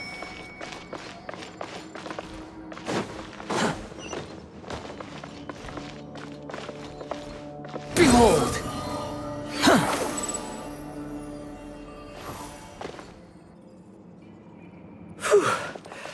I think we've made it to relative safety. Phew, goodness. That was tough. You doing okay? I'll be fine. Don't worry. Take a short rest, and then... Nicole? Nicole! The connection's been cut. But that means... Look at you supporting one another. How very touching.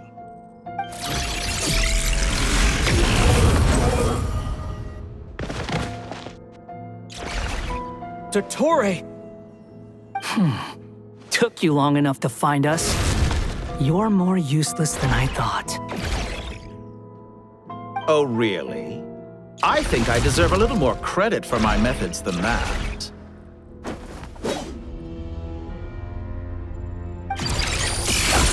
Rather than hunting you down, I chose to let you roam free. I indulged your presumption that I was unable to track your movements, played along with your clever little plan. Fleeing is for animals, but I rather enjoy watching you flee. Some things lose the will to run altogether as soon as you put them in a cage. If that's true, then why did you come looking for us? Because I wanted to observe you up close, of course. Don't misunderstand me, I'm not here for a fight. Is it so unusual that I wish to greet my old acquaintances in person? After all, it's been a while. Scaramouche.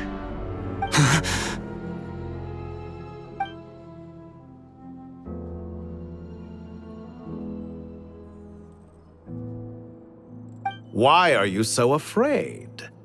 I have done nothing unprecedented in discovering the truth. Nor did I go to any great lengths to uncover your story. You made a bold series of moves in deciding to erase yourself. And with the power of this great chronicling device called Irminsul, you were able to achieve something quite remarkable. Once most people form an opinion about someone, it tends to imprison their mind. Yet you managed to erase every trace of your existence. A novel take on death indeed. However, this meant that you stood out to me all the more when I saw you in Nodcry. I didn't even have to go looking for you. Just the sight of you was enough for me to intuit the truth. For someone in my position, connecting the dots was a trivial affair. It would have been more surprising if I hadn't managed to piece it together. You seem very pleased with yourself for figuring it out. I'm sure you'd even be more delighted to learn the full extent of your crimes. That would hardly be necessary. Besides, isn't there something that concerns you more right now? Something that fills you with dread? Let me put your mind at ease. I have no intention whatsoever of restoring any of the records you deleted. For one thing, it would be exceptionally difficult. But more to the point, I doubt that the prospect of losing your current life is all that frightening to you. Because in your case, the cruelest twist of fate is that you'll never again have the chance to make up for any of your mistakes. Isn't it? Dottore?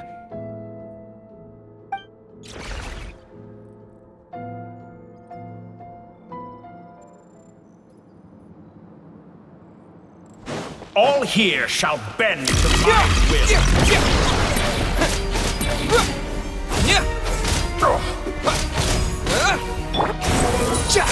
You're dead!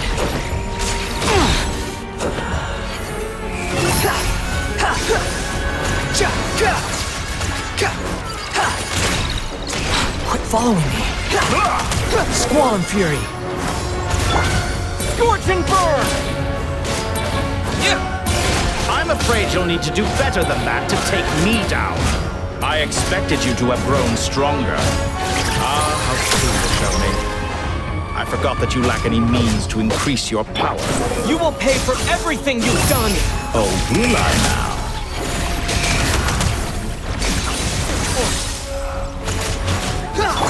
Time to ignite!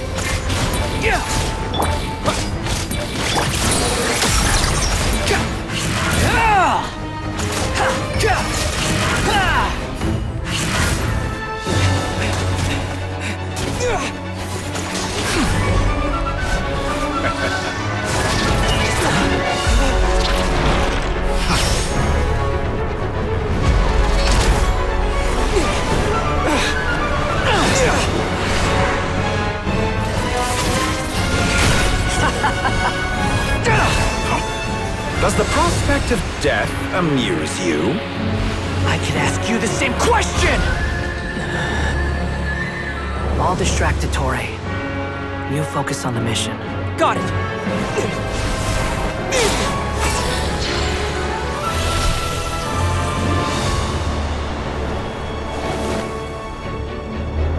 For the hopes and dreams of the masses. Open the secret door on this enchanting night.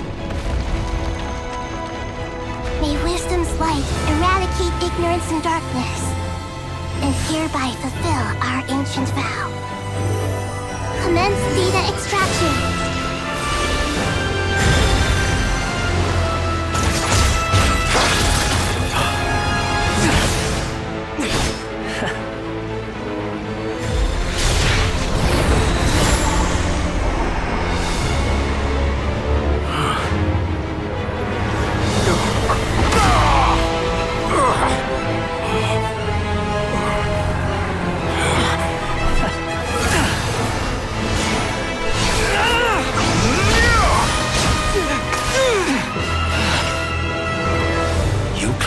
Outdated ideals and stand in the way of progress.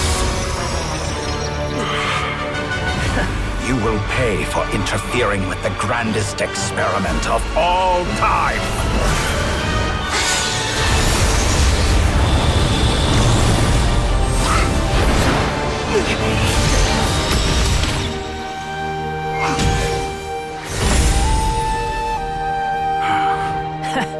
Good timing.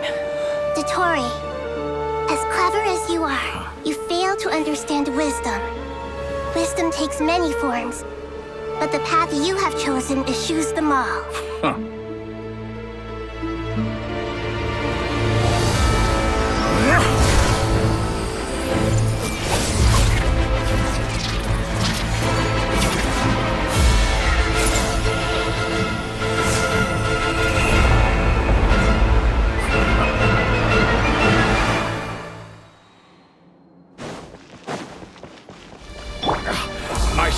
Is fading! Since you are within Irminsul, it stands to reason that any power you wield comes from it. You're extracting the information from Irminsul just to strip me of my power. I will find his weakness.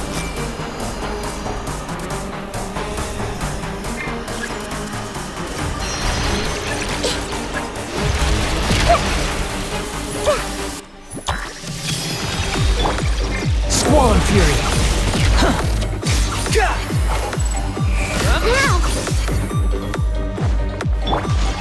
I admire your attempt to introduce a new variant, but it's nowhere near enough! A petty trick! Squall Fury! Grow! Time to ignite!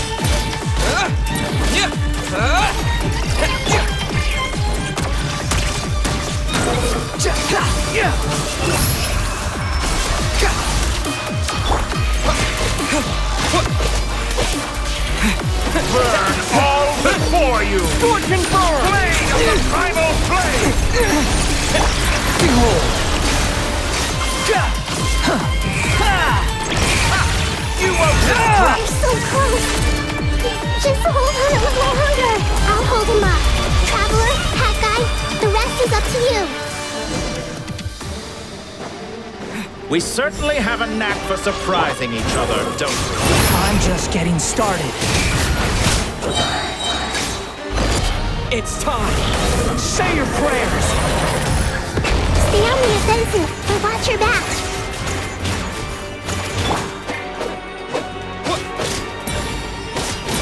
The wind rises.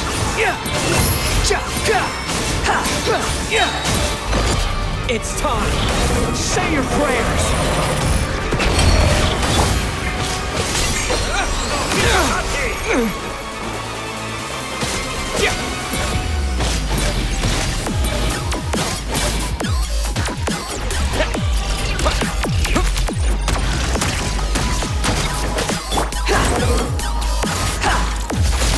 Burn all before for you! Blade of the Primal Blade! Time to ignite! Swan Fury! It's time! Say your prayers!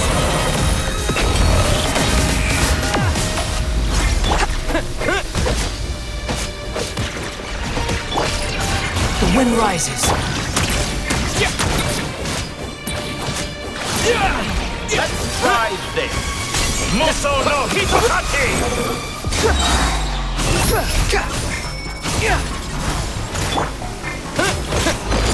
It's time!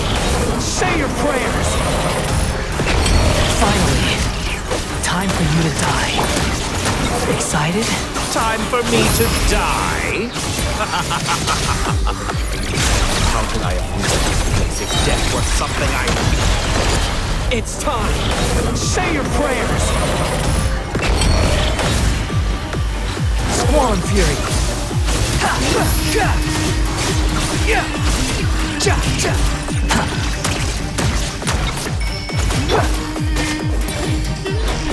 Let's try this! Muso no Hitotati! It's time! Say your prayers!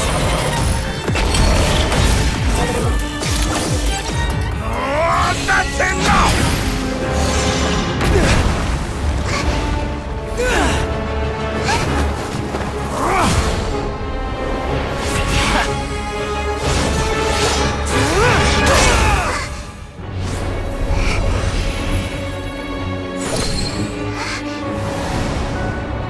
It's all yours.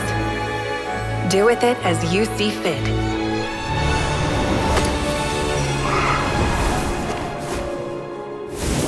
Just as you say, this world is home to some archaic things. And as you suppose, you are a formidable opponent. You have long coveted the secrets of wisdom. So now, I will demonstrate true wisdom in action. I invoke my supreme authority as the keeper of Irminsul. Commend me or condemn me. But give your verdict now! Blessed One of Wisdom, Mahakusaladhama, are you certain that you wish to exercise your authority to destroy Irminsul? It represents both your roots and your finest accomplishments. You truly intend to abandon the very thing you have always fought for? This is my decision. Irminsul has been corrupted beyond redemption. Irminsul is the original tree of Teyvat. It is the means by which the heavenly principles maintains fate itself. The 7 Archons should honor and revere it, for their authority was bestowed upon them by the heavenly principles. It is precisely because I honor and revere it that I fight for the humanity it exists to protect. Wisdom is knowing how to weigh the options and make the right decision. If you truly care about the fortunes of this world, then it is me you should seek to preserve. Planting a seed begins the chain of cause and effect. Since you have become a great tree yourself, why should the loss of another tree be anything to fear? Till we meet again, Lord of Dendro.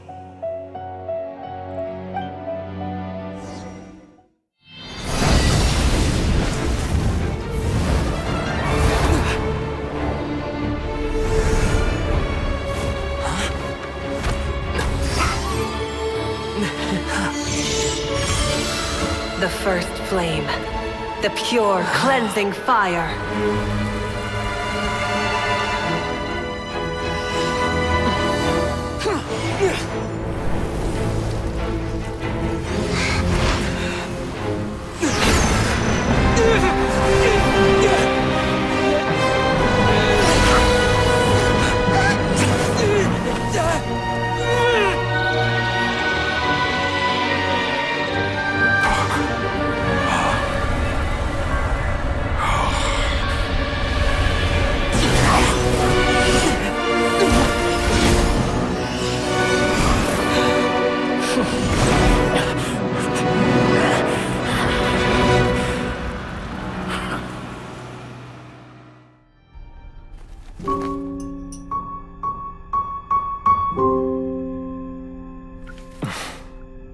shall we?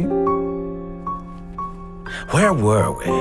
I was suggesting that you needn't perform when signing a contract. You're only sitting here because your bank demanded an evaluation of the trustee. So you told a story about a young scholar from a merchant family in Sumeru?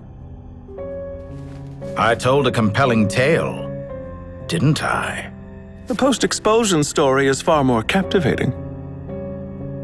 The human experiments or the elixir of immortality? The part where you die. Ah, yes. My favorite part. The 35-year-old Segment thought of himself as Dottore, reserving the name Zandik for the original specimen. Of all the Segments, he was the most selfish. After his expulsion, Dottore searched for a new direction. He joined the Fatui, studied Elazar in great depth, secured resources. He was rather fortunate in his career. Zandik turned to Conrian technology and successfully created his segments. But this was not immortality. Even with backup segments, his body would still age. Still, thanks to Snezhnaya, Zandik found the ideal base for his experiments. Then a perfect partnership materialized at a crucial moment. The year that both parties realized they needed more time. Fortunately, Zandik succeeded. In a miraculous turn of events, he gained the extra time he needed. I seem to recall it differently. All right, it's true. No matter how much elixir he took, Zandik remained human and continued to age. Then, on the morning he turned 85... Help me up! Call for help! Surely he would be rescued, Zandik thought. But to his surprise, no one helped him. Zandik was too selfish for that. Don't forget, you're one of us. Yes, and we're all waiting. Waiting for me to die. Pantalone arrived for a meeting and happened to witness what followed. He found it unsettling. I never said that. But the Zandiks were unfazed. It was a rare opportunity for self-dissection.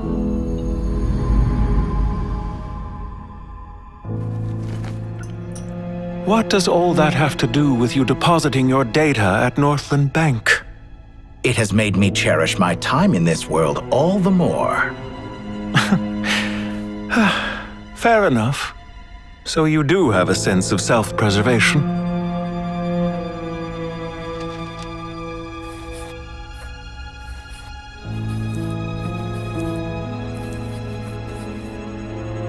What do you mean? You're hardly normal, and you don't cherish life. You just don't want to admit defeat in the limited time you have. Even so, don't I deserve an interesting ending?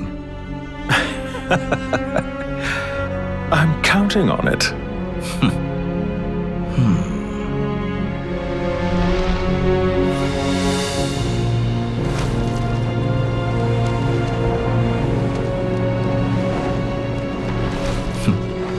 If nothing else, I expect my funeral will be a grand affair indeed.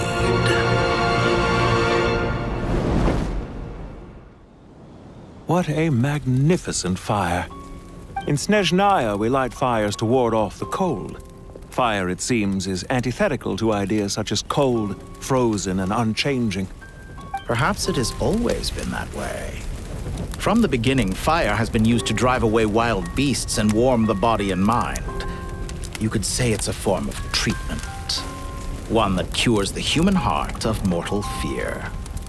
Mortal fear? Something you haven't been acquainted with in a long time, by the sounds of it.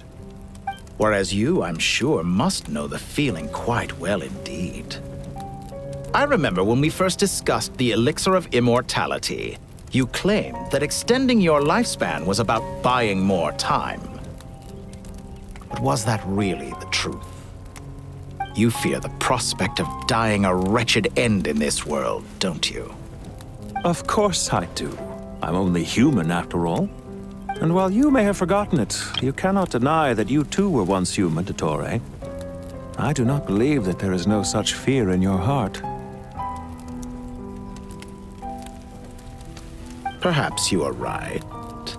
But I abandoned it long ago and devoted myself to my experiments. I have felt no fear since.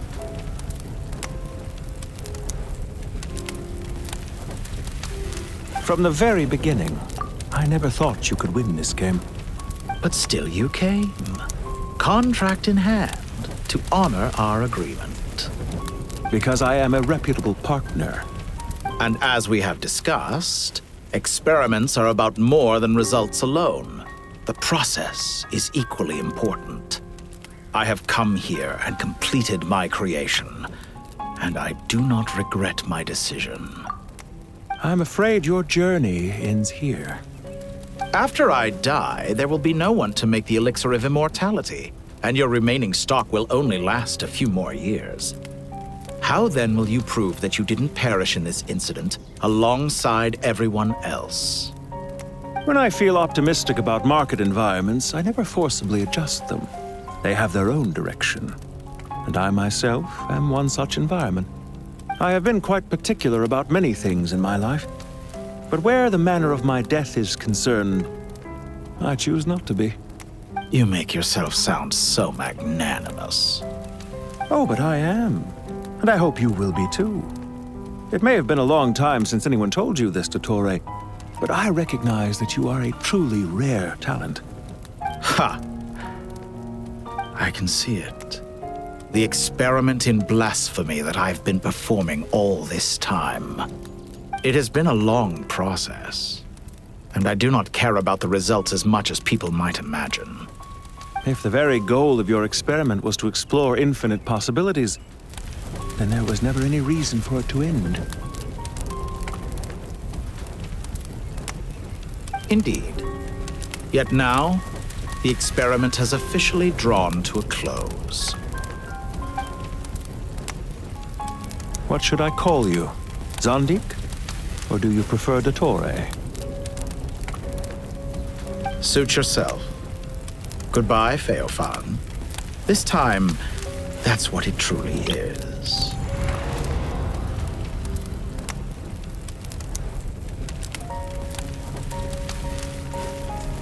And don't I know it? Goodbye, Zandik.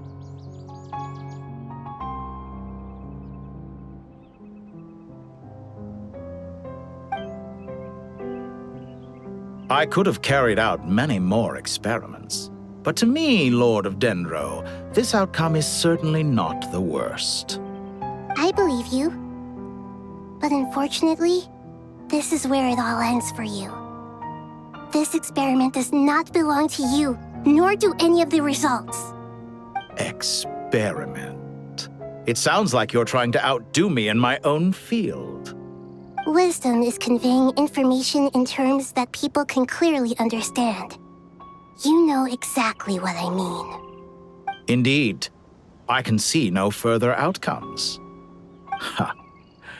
You have a formidable mind, and you are braver than I thought. Setting fire to the very thing your survival depends on. Your previous threat was empty, but this time, it is real. When necessary, wisdom can be as fierce as an inferno. Some of the flames that incinerate you come from within yourself. Perhaps you are right. You see what lies at the bottom of the human heart, and that is your wisdom. Here is where your journey comes to an end. All that is yet unknown belongs to those of us who will carry on living. It seems I have unwittingly been your arch-enemy all along. But now, it's all over. I do not deny your intelligence. But what you refer to as experiments, I would never describe in those terms. They are events that take place in the real world, and they are so much more than mere data. Goodbye.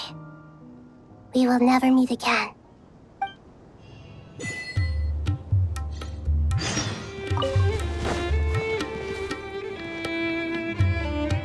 Well, that's the last of them. Everyone on the list is already back where they should be. It was a long, hard road, but we finally finished escorting everyone back. I just pray that we'll never need to leave again. I hope we can stay here forever in this peaceful paradise of our own choosing. Paradise. In the annals of the Temple of Silence, that word carries great significance. It represents the hopes and desires of the gods. Their longing for a place to rest. I wouldn't think gods need such a place. People always think they're the only ones who can lose their homes. They forget that gods too need a place to reside. As the Goat King once said, "A god without his people shall cease to exist." Gods need their believers every bit as much as their believers need them. Only we can truly understand how much the desert faith has faded over the centuries. But we still talk about the gods as though they're part of our lives. Given the myriad ways in which gods and humans interact, I'd say they really are. How else could Dunyarzad consider the Dendro Archon a friend? Well, that sounds about right to me. Describing them as friends sure makes us feel a whole lot closer. If you told me a few years back that I'd have this many friends, I'd have called you a liar. Belief is a choice, just like friendship. We've made our choices through battle. The right ones, wouldn't you say? I'll be heading back to the Temple of Silence. I heard the Goat King and the Ibis King decided to pay us a visit. How about you? It's back to Aaru village for us. Still plenty of supplies to distribute and people to help. Until next time, old friend. As long as you can find the time, you're always welcome to visit us in Aaru village. Right back at you. Make sure to drop by the Temple of Silence the next time you're free. Or it is that 2 of the other 7 pillars, Shezapang and Bennu, might also be dropping by. Since you're wearing the symbols of their power, it'd only be fitting if you came to see them for yourselves. Dropping by? That makes it sound like they're visiting a neighbor's home.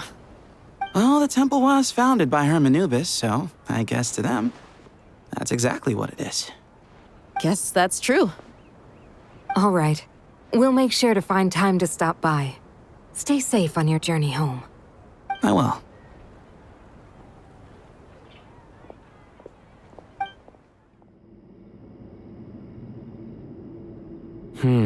You do have a point.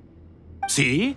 Retirement has always been a problem, especially for old-timers like us who've been locked away all these years. You finally step out into the light, and bam! You're face to face with a whole different world. Naturally. What do you think, Layla? Huh? Why would you think to ask me? How could I possibly be qualified to decide where the servants of King Deshret should live? Sorry if my question was unclear. Do you think their statues will stand out too much if we place them here? Hey, I never agreed to this. How could we possibly allow our statues to be left in Hermanubis' home? That would be like breaking into someone's house, then pretending it belonged to you in the first place. Different beliefs can coexist. We still need to respect one another. By which you mean, you two plan to stay at the Temple of Silence, for a while at least, but you have no intention of relocating your statues here. So, you see this as sort of a family visit? Is that correct? Family. You could say that. In a sense, Hermanubis would view this as his home. Just look at this place. Magnificent, is it not? The sad truth is, in the past, all 3 of us invested so much into misguided ventures. We failed to build what we should have, and wasted so much time instead. And what do you mean by that? I mean that for the most part, time spent associating with the likes of Sobek, and, let's say, Thoth, might reasonably be considered wasted. Why does that not surprise me? Go on. Anyway, given how much time we'll all be spending together, I'd say that the bonds we built will end up proving to have been a sound investment. Once Sethos, the current leader of the Temple of Silence, returns, you can discuss the matter of staying here with him. But judging by the expressions of everyone here, I imagine you'll receive a very warm welcome. This sacred ground houses untold knowledge, after all. What better place for the servants of King Deshret to appear in the mortal world? How about we share a meal together first? I imagine it's been many years since you last tasted fresh food. Oh, that sounds wonderful! After so many hundreds of years, I can only surmise that desert cuisine has become a lot more varied. Are we having a get-together? If you'd like, I can help prepare some food. After all, Lord Thoth, you helped me so much in the desert, and I still haven't properly thanked you. Oh, my, that would be wonderful. I'm touched that you still remember. How the times have changed. To the people of today, it seems the Ibis King has become a kind and passionate god. And you, Mr. Herreshoff? What kind of god do you wish to be? To be honest, I haven't given it much thought. How about you, Dendro Archon? Do you have any hopes for your future? Me? I'm very happy with my current life. Forgive my bluntness, but you do not seem to derive your authority from majesty and might, like Lord Al-Ahmar. Clearly your approach has its advantages, but also its dangers, don't you think? I do, but projecting a majestic front doesn't really suit me. Besides, my relationship with others isn't simply one of a god and her people. Not putting on airs might earn you more adoration. Exactly. Besides, I really like parties where everyone brings their own food and we all come together to share. You should join us. I'm sure you'll find it fun. Last time when we got together for a picnic near the Avidia Forest, it was quite the occasion. Seeing as you're already here, how about we hold the next one in the desert? Can we do that? Wouldn't Tighnari have to transport a ton of drinking water? Don't worry, I can help out. Layla, would you like to join us next time? Me? Sure. The more the merrier. That way we... Don't take this the wrong way. I just think you should know. When it comes to passing the time, chess is more our thing. In that case, Dendro Archon, what do you say? If I were to compete against you, I can't say with certainty I'd win, but I certainly wouldn't mind giving it a shot. Where's Sobek? I'm sure he'd be good for a few rounds. Cards, cards, cards! I'll always prefer chess. I wonder what variant of chess we're talking here. Mr. Thoth, is there some sort of astrological significance to this game? Oh, I'm glad you brought that up. As long as the leader of the Temple of Silence agrees, we can search Hermanubis' place for books to teach you how to play.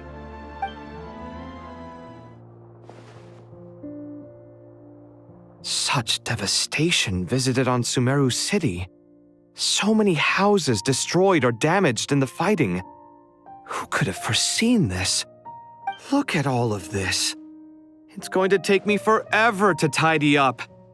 I suppose living below the academia doesn't always work out to your advantage. I would have thought a little appreciation of my sincerity and effort in helping to clean up this mess might be in order. Helping? Effort? This is your house! Of course you should be putting in the effort! If anything, I'm the one who's helping! So you see yourself as just a helper in this situation. I must admit, I'm rather shocked.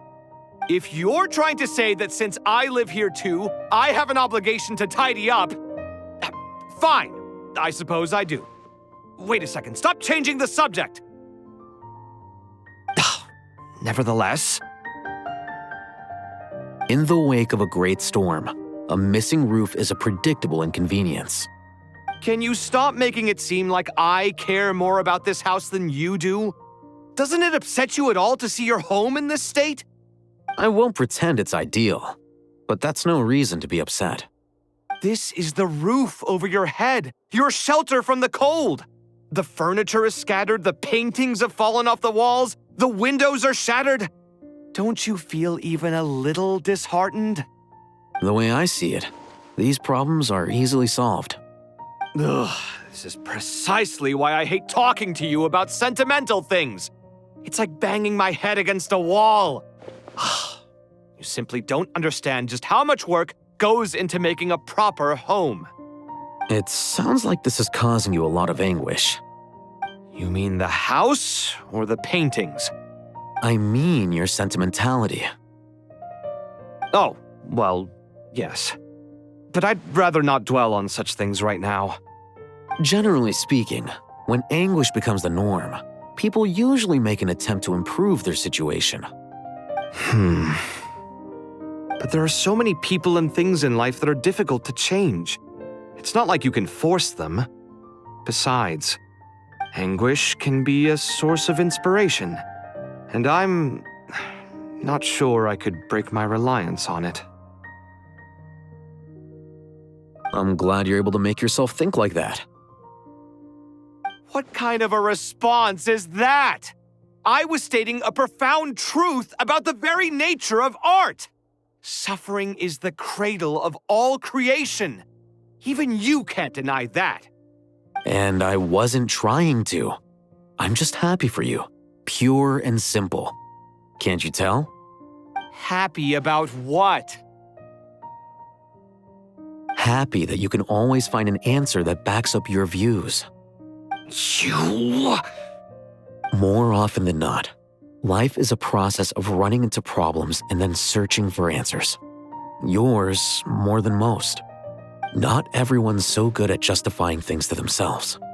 It's something that you've been steadily mastering. Huh. What about you, then? What skills have you been mastering lately? Pass me that box. Huh? Okay.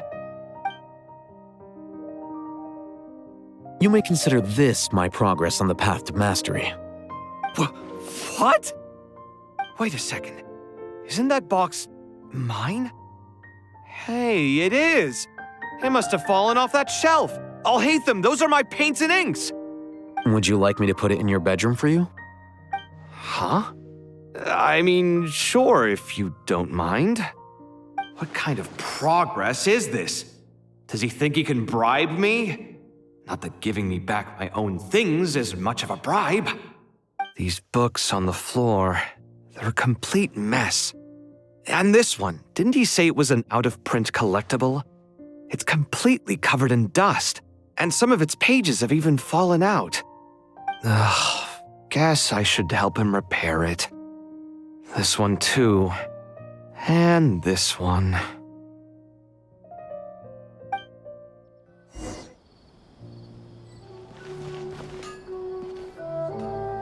Local subterbeasts, imported goods, such a bright future ahead. I can picture the Mora just rolling in.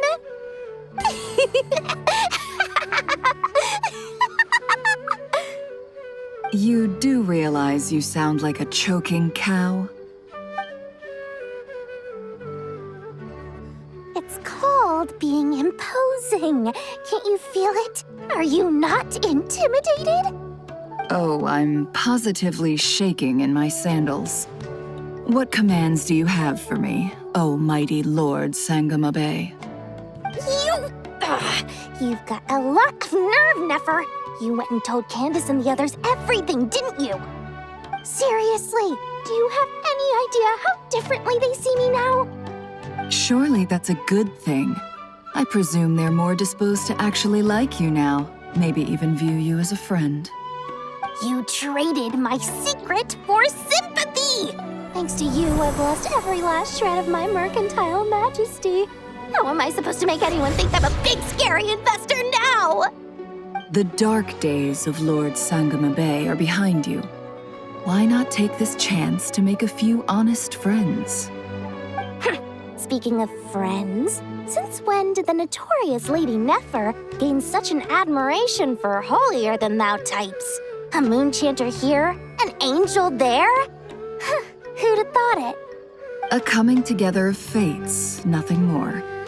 No need to throw around accusations of admiration. Forget it. You're right about one thing at least. Making friends is never a bad thing for a merchant. Still, I really took a loss this time.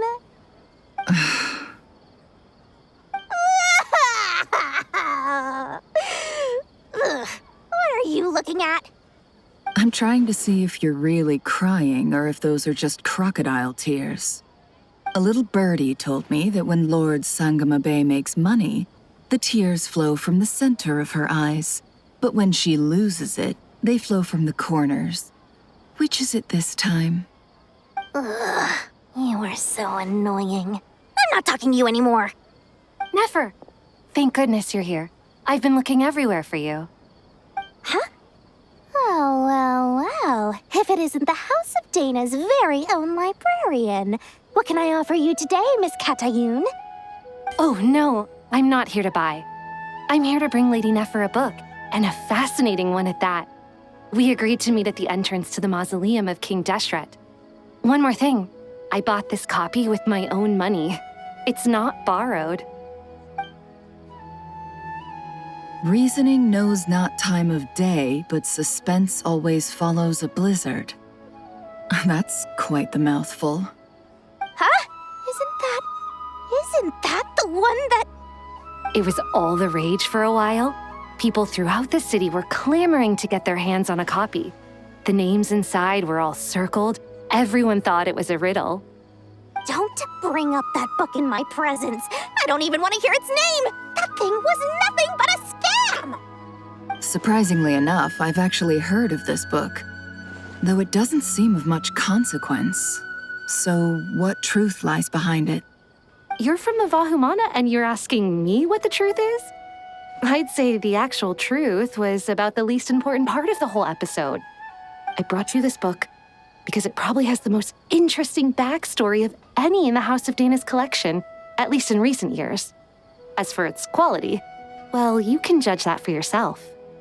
Don't tell me it's actually any good. You may not know this, Lord Sangamabe, but Lady Nefer has a fondness for books with, how should I put this, mixed reviews? No eye for good literature, huh? Perhaps she feels that bad books hide interesting secrets? But I shouldn't put words in her mouth.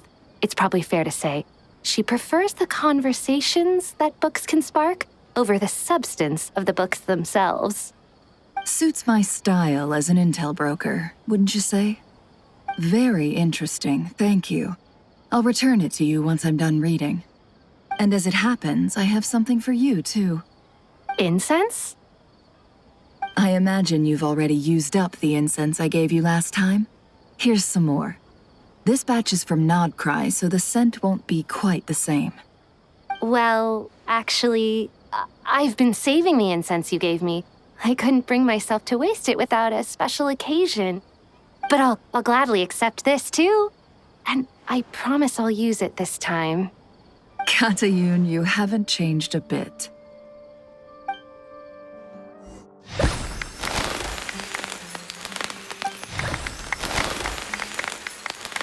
Congratulations, Collei. Well done, Collei. After studying for so long, you've finally become a full-fledged ranger. Sure hasn't been easy for you, huh? This really is fantastic news. All grown up. No longer a trainee, but an official forest ranger. Oh, the next step is to secure tenure in the academia. Thanks, everyone. It's true. I'm an official forest ranger now. Master Tighnari, thank you for your guidance and support. I wish Mr. Cyno were here so I could thank him too. Cyno had a matter to attend to at the Temple of Silence. I don't imagine he'll be back for some time. But don't worry, We can celebrate together once he's finished. I'm afraid the party will have to wait. Collei still has some matters to attend to first. Collei? Is everything all right? No, it's not what you think. There's nothing wrong with my health. I just have a few things I need to deal with. I've made plans with the Traveler and Paimon to visit Mondstadt. Master Tighnari and Mr. Cyno will be accompanying us too. Well, that's a relief. Let's get together when everyone's back. I'm sure you'll be doing even better by then. Of course. I have a feeling you're right.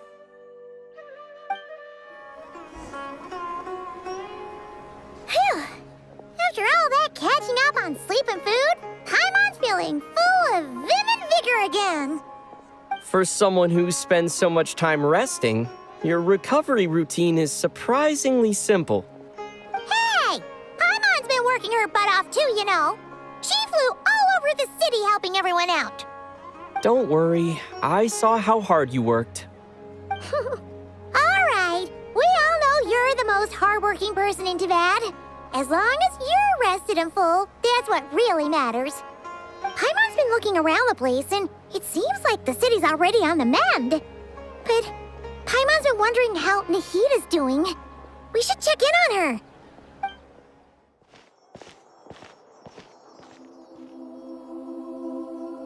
Hey, Nahida! And Hat Guy's here too! Traveler, Paimon! What's going on here? Nothing much. Nahida was just expressing concern for my physical and mental well-being. Oh, the Traveler told Paimon all about that. We've both been very worried about you. Are you feeling alright? You make it sound like I'm on the brink of some kind of breakdown.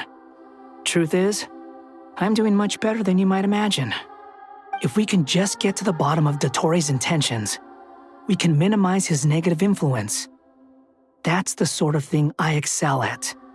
Just listen to that newfound optimism. It seems like having you enroll in the Vahumana was a truly inspired move. I can really see the positive influence. Observe, a classic Sumeru specialty. Chalking everything up to education and learning. To be honest, even I can sense the change in you. Everything Dottori said to you was a way to manipulate your mind. Fortunately, you're no longer under his sway. Can someone as old as me really continue to grow? If it helps, just think of yourself as a late bloomer. It's all a matter of phrasing, and it comes down to what standards you measure yourself by. For a puppet, developing at such an age is perfectly normal. But if you choose to call yourself a late bloomer, it sounds more like you consider yourself human. However you see yourself, well done. All right, I see what you mean. Anyway, what's your next step? What else can I do but complete my current courses? Everything else can wait. Anyway, that's enough chit-chat. There are still things in the city I need to help out with. I'll be heading there now.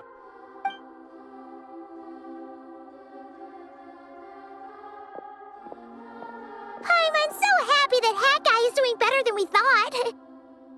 But what about you, Nahida? How are you holding up? The Pyro Gnosis burned down the corrupted Irminsul. The flames blazed for 7 days and 7 nights before they finally subsided. All that was left were the parts underground. Now, Aaru shoulders the responsibilities that once belonged to Irminsul. The situation was contained before it got out of hand, so Teyvat's most vital information has largely been preserved. Irminsul has a strong influence over you, doesn't it? How will you cope now that it's gone? There is no need to worry. Thanks to Nicole's extraordinary talents, my connection to Irminsul has been severed and transposed onto Aaru. Angels can do things like that? They can. Such abilities are precisely what makes them so powerful. The goddess of flowers, Nabu Malikata, once claimed that she too could perform feats beyond the reach of mere mortals. In my eyes, Much of what she went on to achieve reached such transcendent levels. Her and Nicole really are both fascinating and magnificent. So, does that mean your situation is stable now? Correct. Just imagine that Aaru has become the new Irminsul, and the essence of my existence has been bound to it. The wisdom of Sumeru has ultimately converged into a single, unified entity. Should we ascribe this all to fate, or is it merely fortune? Whatever it is, the important thing is that you're okay, Nahida. Dendro Archon, Lesser Lord Kusanali. Oh, thank goodness you're here. Greetings, Traveler and Paimon. Sir Nephis, do you have something urgent to say? Yes, there's something I need to report. We've received a message from Snezhnaya.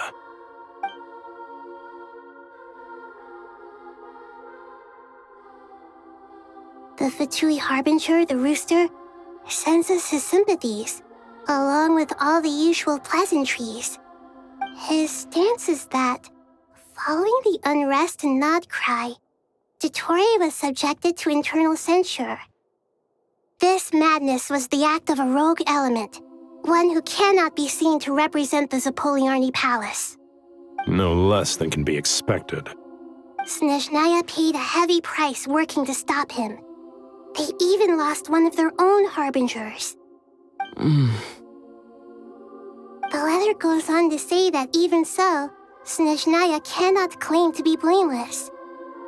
Apparently, they will deal with Dottori's subordinates in accordance with Snezhnayan law, holding all those involved in his crimes accountable. Additionally, they are supplying relief funds and supplies, which are already en route. They hope this will aid in Sumeru's reconstruction. Sounds like he's got an answer for everything. True, but as diplomatic rhetoric goes, it's highly effective. Completely watertight, both in logic and sentiment. This disaster has had a profound impact on Sumeru. There is much that I will keep in my heart. The matter of Dottori can be seen as settled for now. We are sure to cross paths again in the future, and in that light, Snezhnaya would do well to uphold their responsibilities and keep a tight rein over their actions. With Irminsul burned, the flow of fate now carries many more possibilities. I will be watching carefully.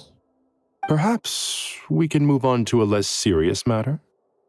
Dendro Archon, will you eat with us once this matter is dealt with? Everyone wishes to celebrate together. Your presence would be most welcome. Of course! Junior Zod, Cyno, and Hypatia all told me the same thing. If there isn't enough room for everyone, we can arrange back-to-back feasts. What a wonderful idea. That just leaves the question of what we should eat. Not more tomatoes, surely. More? Dendro Archon, what do you mean by more tomatoes? Those good friends of yours are always talking about tomatoes. Sometimes when I'm walking through the city, I can even hear them arguing in the fields.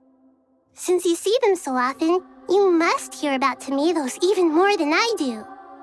Tomatoes. Tomatoes. The word has a certain magic to it. Like the autumn fur of a sumpter beast swirling in the wind, sometimes flying up my nose. Tomatoes. What can we make with tomatoes? Wait, why tomatoes? Take your time, there's no need to rush. The Traveler, Paimon, and I still have somewhere we need to visit. You'll have plenty of time to think it over before I return. Does this mean you're going to Natlan? Meeting them there in person. It will require a long journey. I know. But this is necessary. I must go myself. Traveler, Paimon, we'll set off as soon as you're ready. Is that all right? Sure. We'll be ready whenever you are. You'll hear no objections from Paimon. We should grab some snacks along the way, though. It'll be just like going on a long holiday. Wonderful. I'm looking forward to this so much. Now Flatland is such a lively place. It's super cheerful and positive, too. I can see that. There are people outside exercising at all hours. Such a healthy way of life. You came. Welcome, welcome. You must be hungry from your journey. Would you like something to eat? Oh, thanks, but no thanks. We've been eating the whole way here. We had a mushroom platter, Zab's meat stew, butter braised chicken, hot sour pudding. Paimon's positively stuffed. All right, all right. No need for all that detail. I'm starting to get hungry myself. Maybe later then. We can wait till everyone's got an appetite, then I'll head out for a meal together. Sounds like a plan. Let's find somewhere to sit down. I should tell you, I already have some sense of why you've come. Why's that, Mavuika? To say thank you. Your senses are spot on. But on top of that, we also feel guilty. Because the Pyro Gnosis has vanished? I sensed its loss. Despite scouring through the remnants of Irminsul, we couldn't find any sign of the Pyro Gnosis. Not even any trace of it burning to ash. That's certainly unusual. Still, the potential fallout from Irminsul's loss is significant, to say the least. Perhaps the Pyro Gnosis's disappearance is simply a knock-on effect of the impact it's had on a certain strand of fate. There's no need to feel guilty. We were clear that this time, there was to be no returning, only giving. Pure and simple. Thank you really is a fascinating phrase. We use it to express gratitude for the smallest of things. Yet, when faced with a kindness too immense to describe, we use exactly the same words. It's not that we lack other means of expression. It's that when we truly need to express our feelings, the simplest and purest words are always the most powerful. You're right. In Natlan, we prefer simple expressions too. Companionship, friendship, support. They might not sound fancy, but the sentiment behind them is sincere. That's wonderful to hear. Sincere feelings are often a vehicle for the deepest wisdom of all. Irminsul's destruction doesn't seem to have done you much harm. I'm glad to see you're doing well. There's still a lot of work to do, but before we begin, we felt it was important to come here and speak with you. Partly to express our gratitude, but also because we felt that seeing you, in a sense, is like basking in warm sunlight. That's a nice way of putting it. I like that. To tell you the truth, though, I'm not a fan of somber meetings. So, since there's nothing more to say, why don't we go bask in some actual sunlight? The weather's beautiful today. What a great idea! Paimon's gonna lie back and soak up some rays.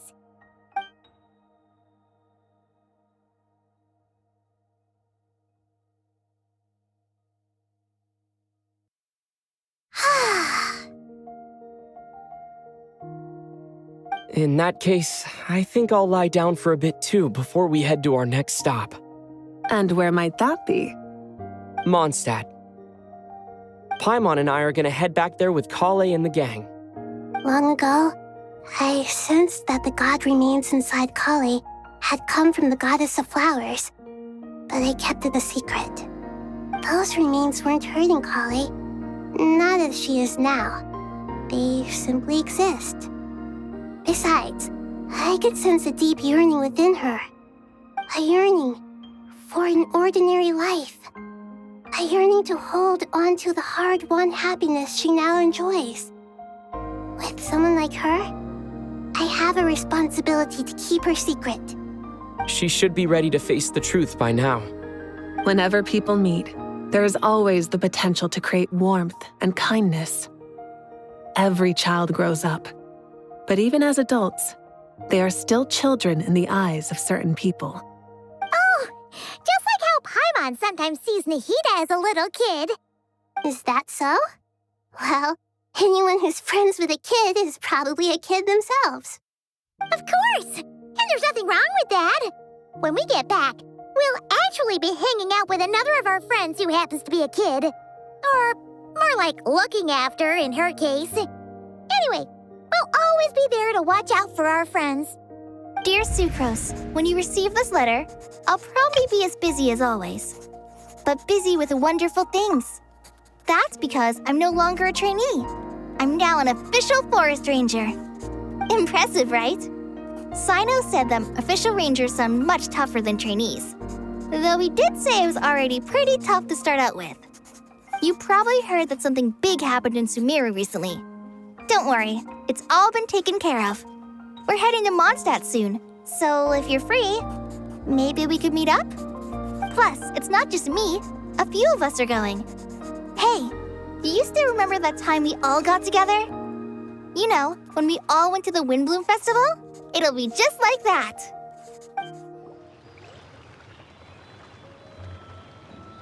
Tighnari, is that... Don't you say it! Is that the great Vayuvyastra? Behold, the great Vayuvyastra, General Mahamatra. How times have changed. I wasn't expecting you to beat me to the punchline. You've changed. You've really upped the aggression in your battle against Cyno's jokes. Collei, how did you know what I was going to say? For the love of... Hey! Traveler! Paimon, you're right on time! I hope we haven't kept you waiting. Collei! Sucrose, it's been so long! How have you been?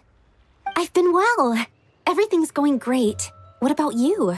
Are you still busy? Not at the moment. Oh, right! That juicer you gave us works amazing!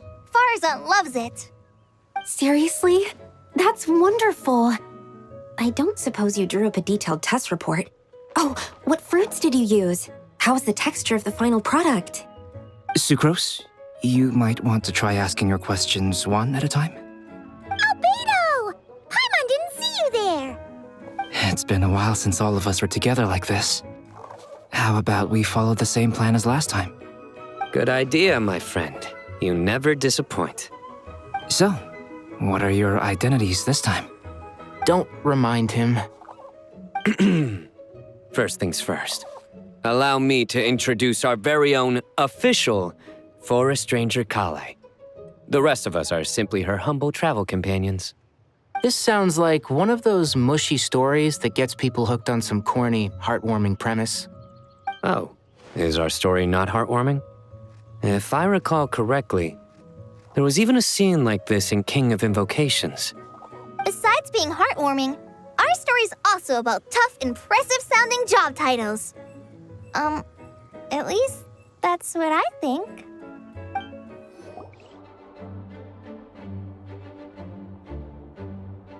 Oh, you're here already? I'm still giving Dodeko a little trim. I won't be a moment. A trim? Does Dodeko need haircuts too? Of course. It's important to know how to take loving care of the apples of your eye. All of these trivial matters get left to me. It's because I'm an angel, and angels are, in a way, the guardians of all Teyvat.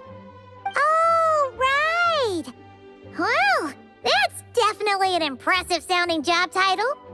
What are you writing? I'm just brainstorming some cool-sounding lines. Oh, write them on these card backs. Of course. Clearly, my lines are pretty amazing, wouldn't you say? Miss Nicole. Collei? You seem a little nervous. I was just wondering, who was the person you mentioned who needed their wish fulfilled? Wish? What do you mean? Miss Nicole asked if we could meet up in Mondstadt once everything was over. She said a friend of hers had a wish that needed my help to come true. Well, you never mentioned that before. All we knew was that you'd arranged to meet in Mondstadt. But we thought it had something to do with the god remains. To be fair, everything I told you was true. Anyway, my friend is waiting. Come on, let's pay her a visit.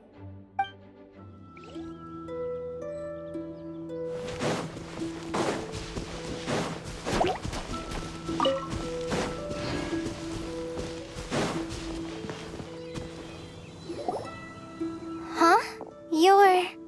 Surprised? I bet you weren't expecting to meet a woman like me beneath this beautiful tree in a faraway land. An oasis will spring from the place where a djinn resides. That saying falls somewhat flat here in Mondstadt, given that everywhere is already so lush and green. Lilupar, what are you doing here? I made friends with Miss Nicole. I asked her to bring me here and then invite Collei to come. The prologue to this story is that I have a wish. It has stirred within my heart for centuries, millennia even.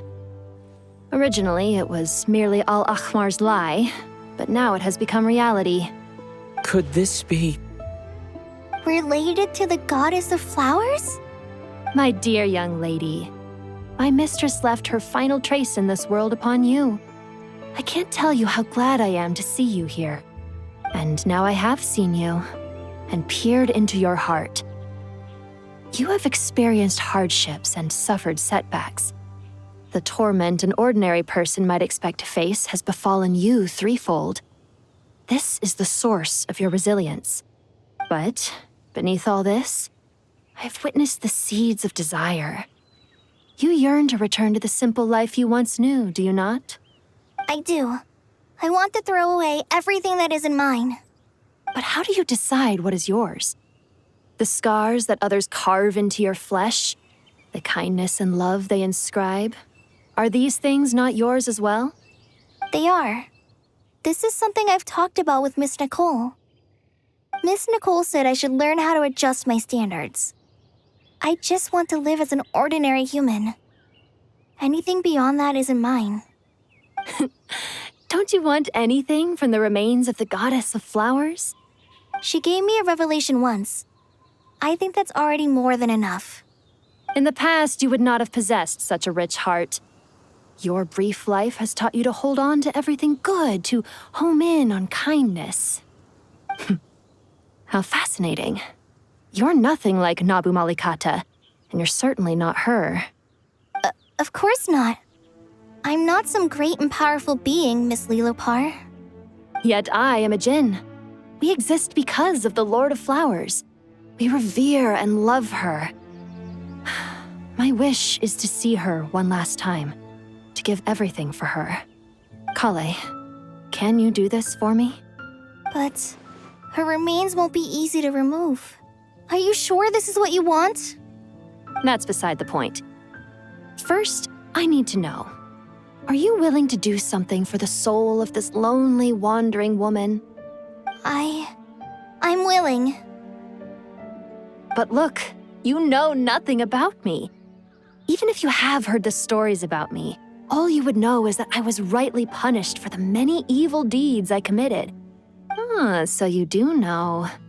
Your lips are quivering, your eyes trembling, and still you're willing to do something for me. Life has been cruel to you, and yet you've learned to be kind.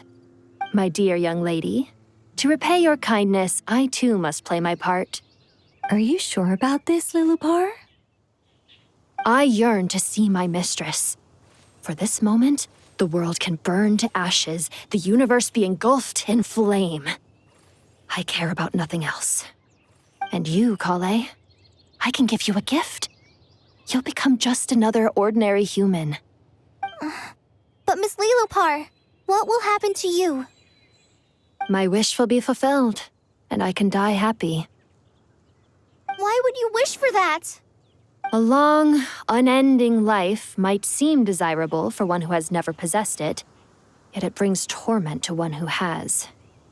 My remains are scattered across the yellow sands, but my soul can find no peace.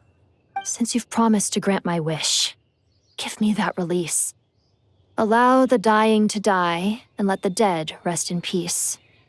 You have my thanks. Collei, there's no pressure on you. What she said, it's all true. A wish is a genuine desire, after all. It's as if you want to use the last of your life to give me a better future. Nothing's so selfless. We'll be using our futures to fulfill each other's wishes. This is a noble act, a beautiful and secret transaction between two women. I understand. Miss Lilupar, I'm ready. Close your eyes, Collei. Then open your soul. From there, I will embrace my mistress. The downpour of flowers is your touch. Like returning to the very beginning. Like surrendering to your grace, my mistress. People say that devotion is beautiful, yet filled with pain. How foolish of them. For me, devotion is beautiful, pure and painless. Devotion is my love. Thank you.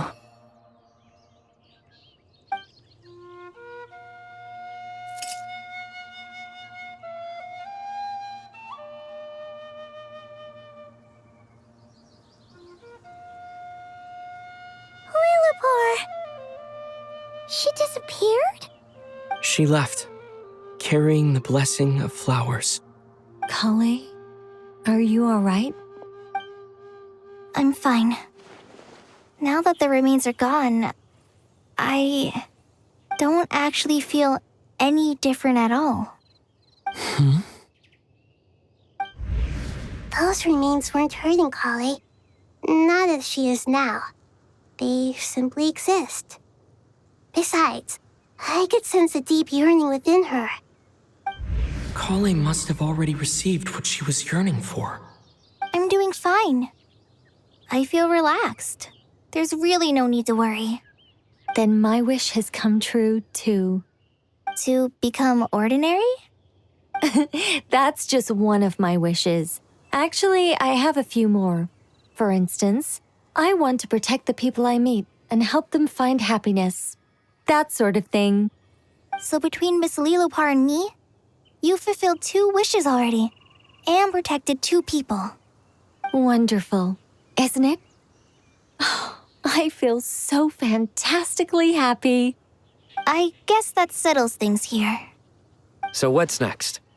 What do you want to do when we get back to town? Collei, look who I've brought to see you. Hey, Collei! I heard you guys were holding some kind of secret event. How come you started without me? Huh? Oh no, it's nothing like that. We were just saying goodbye to an old friend. Really? Who? Me. The old me. So that's what this is all about. Did you come all the way to Mondstadt for that? Because we knew the old you so we could witness the change? Exactly. The old me is gone. I puffed her into the air, and she became a fluffy pink cloud, floating into the sky, before disappearing forever. Do you think, maybe up in the sky, she has friends waiting for her with test tubes, flasks, and bows? Oh, when you put it like that, it doesn't sound so bad after all. What do you think, Miss Nicole? I think maybe that's right. At least, if it were up to me, I'd consider that a happy ending.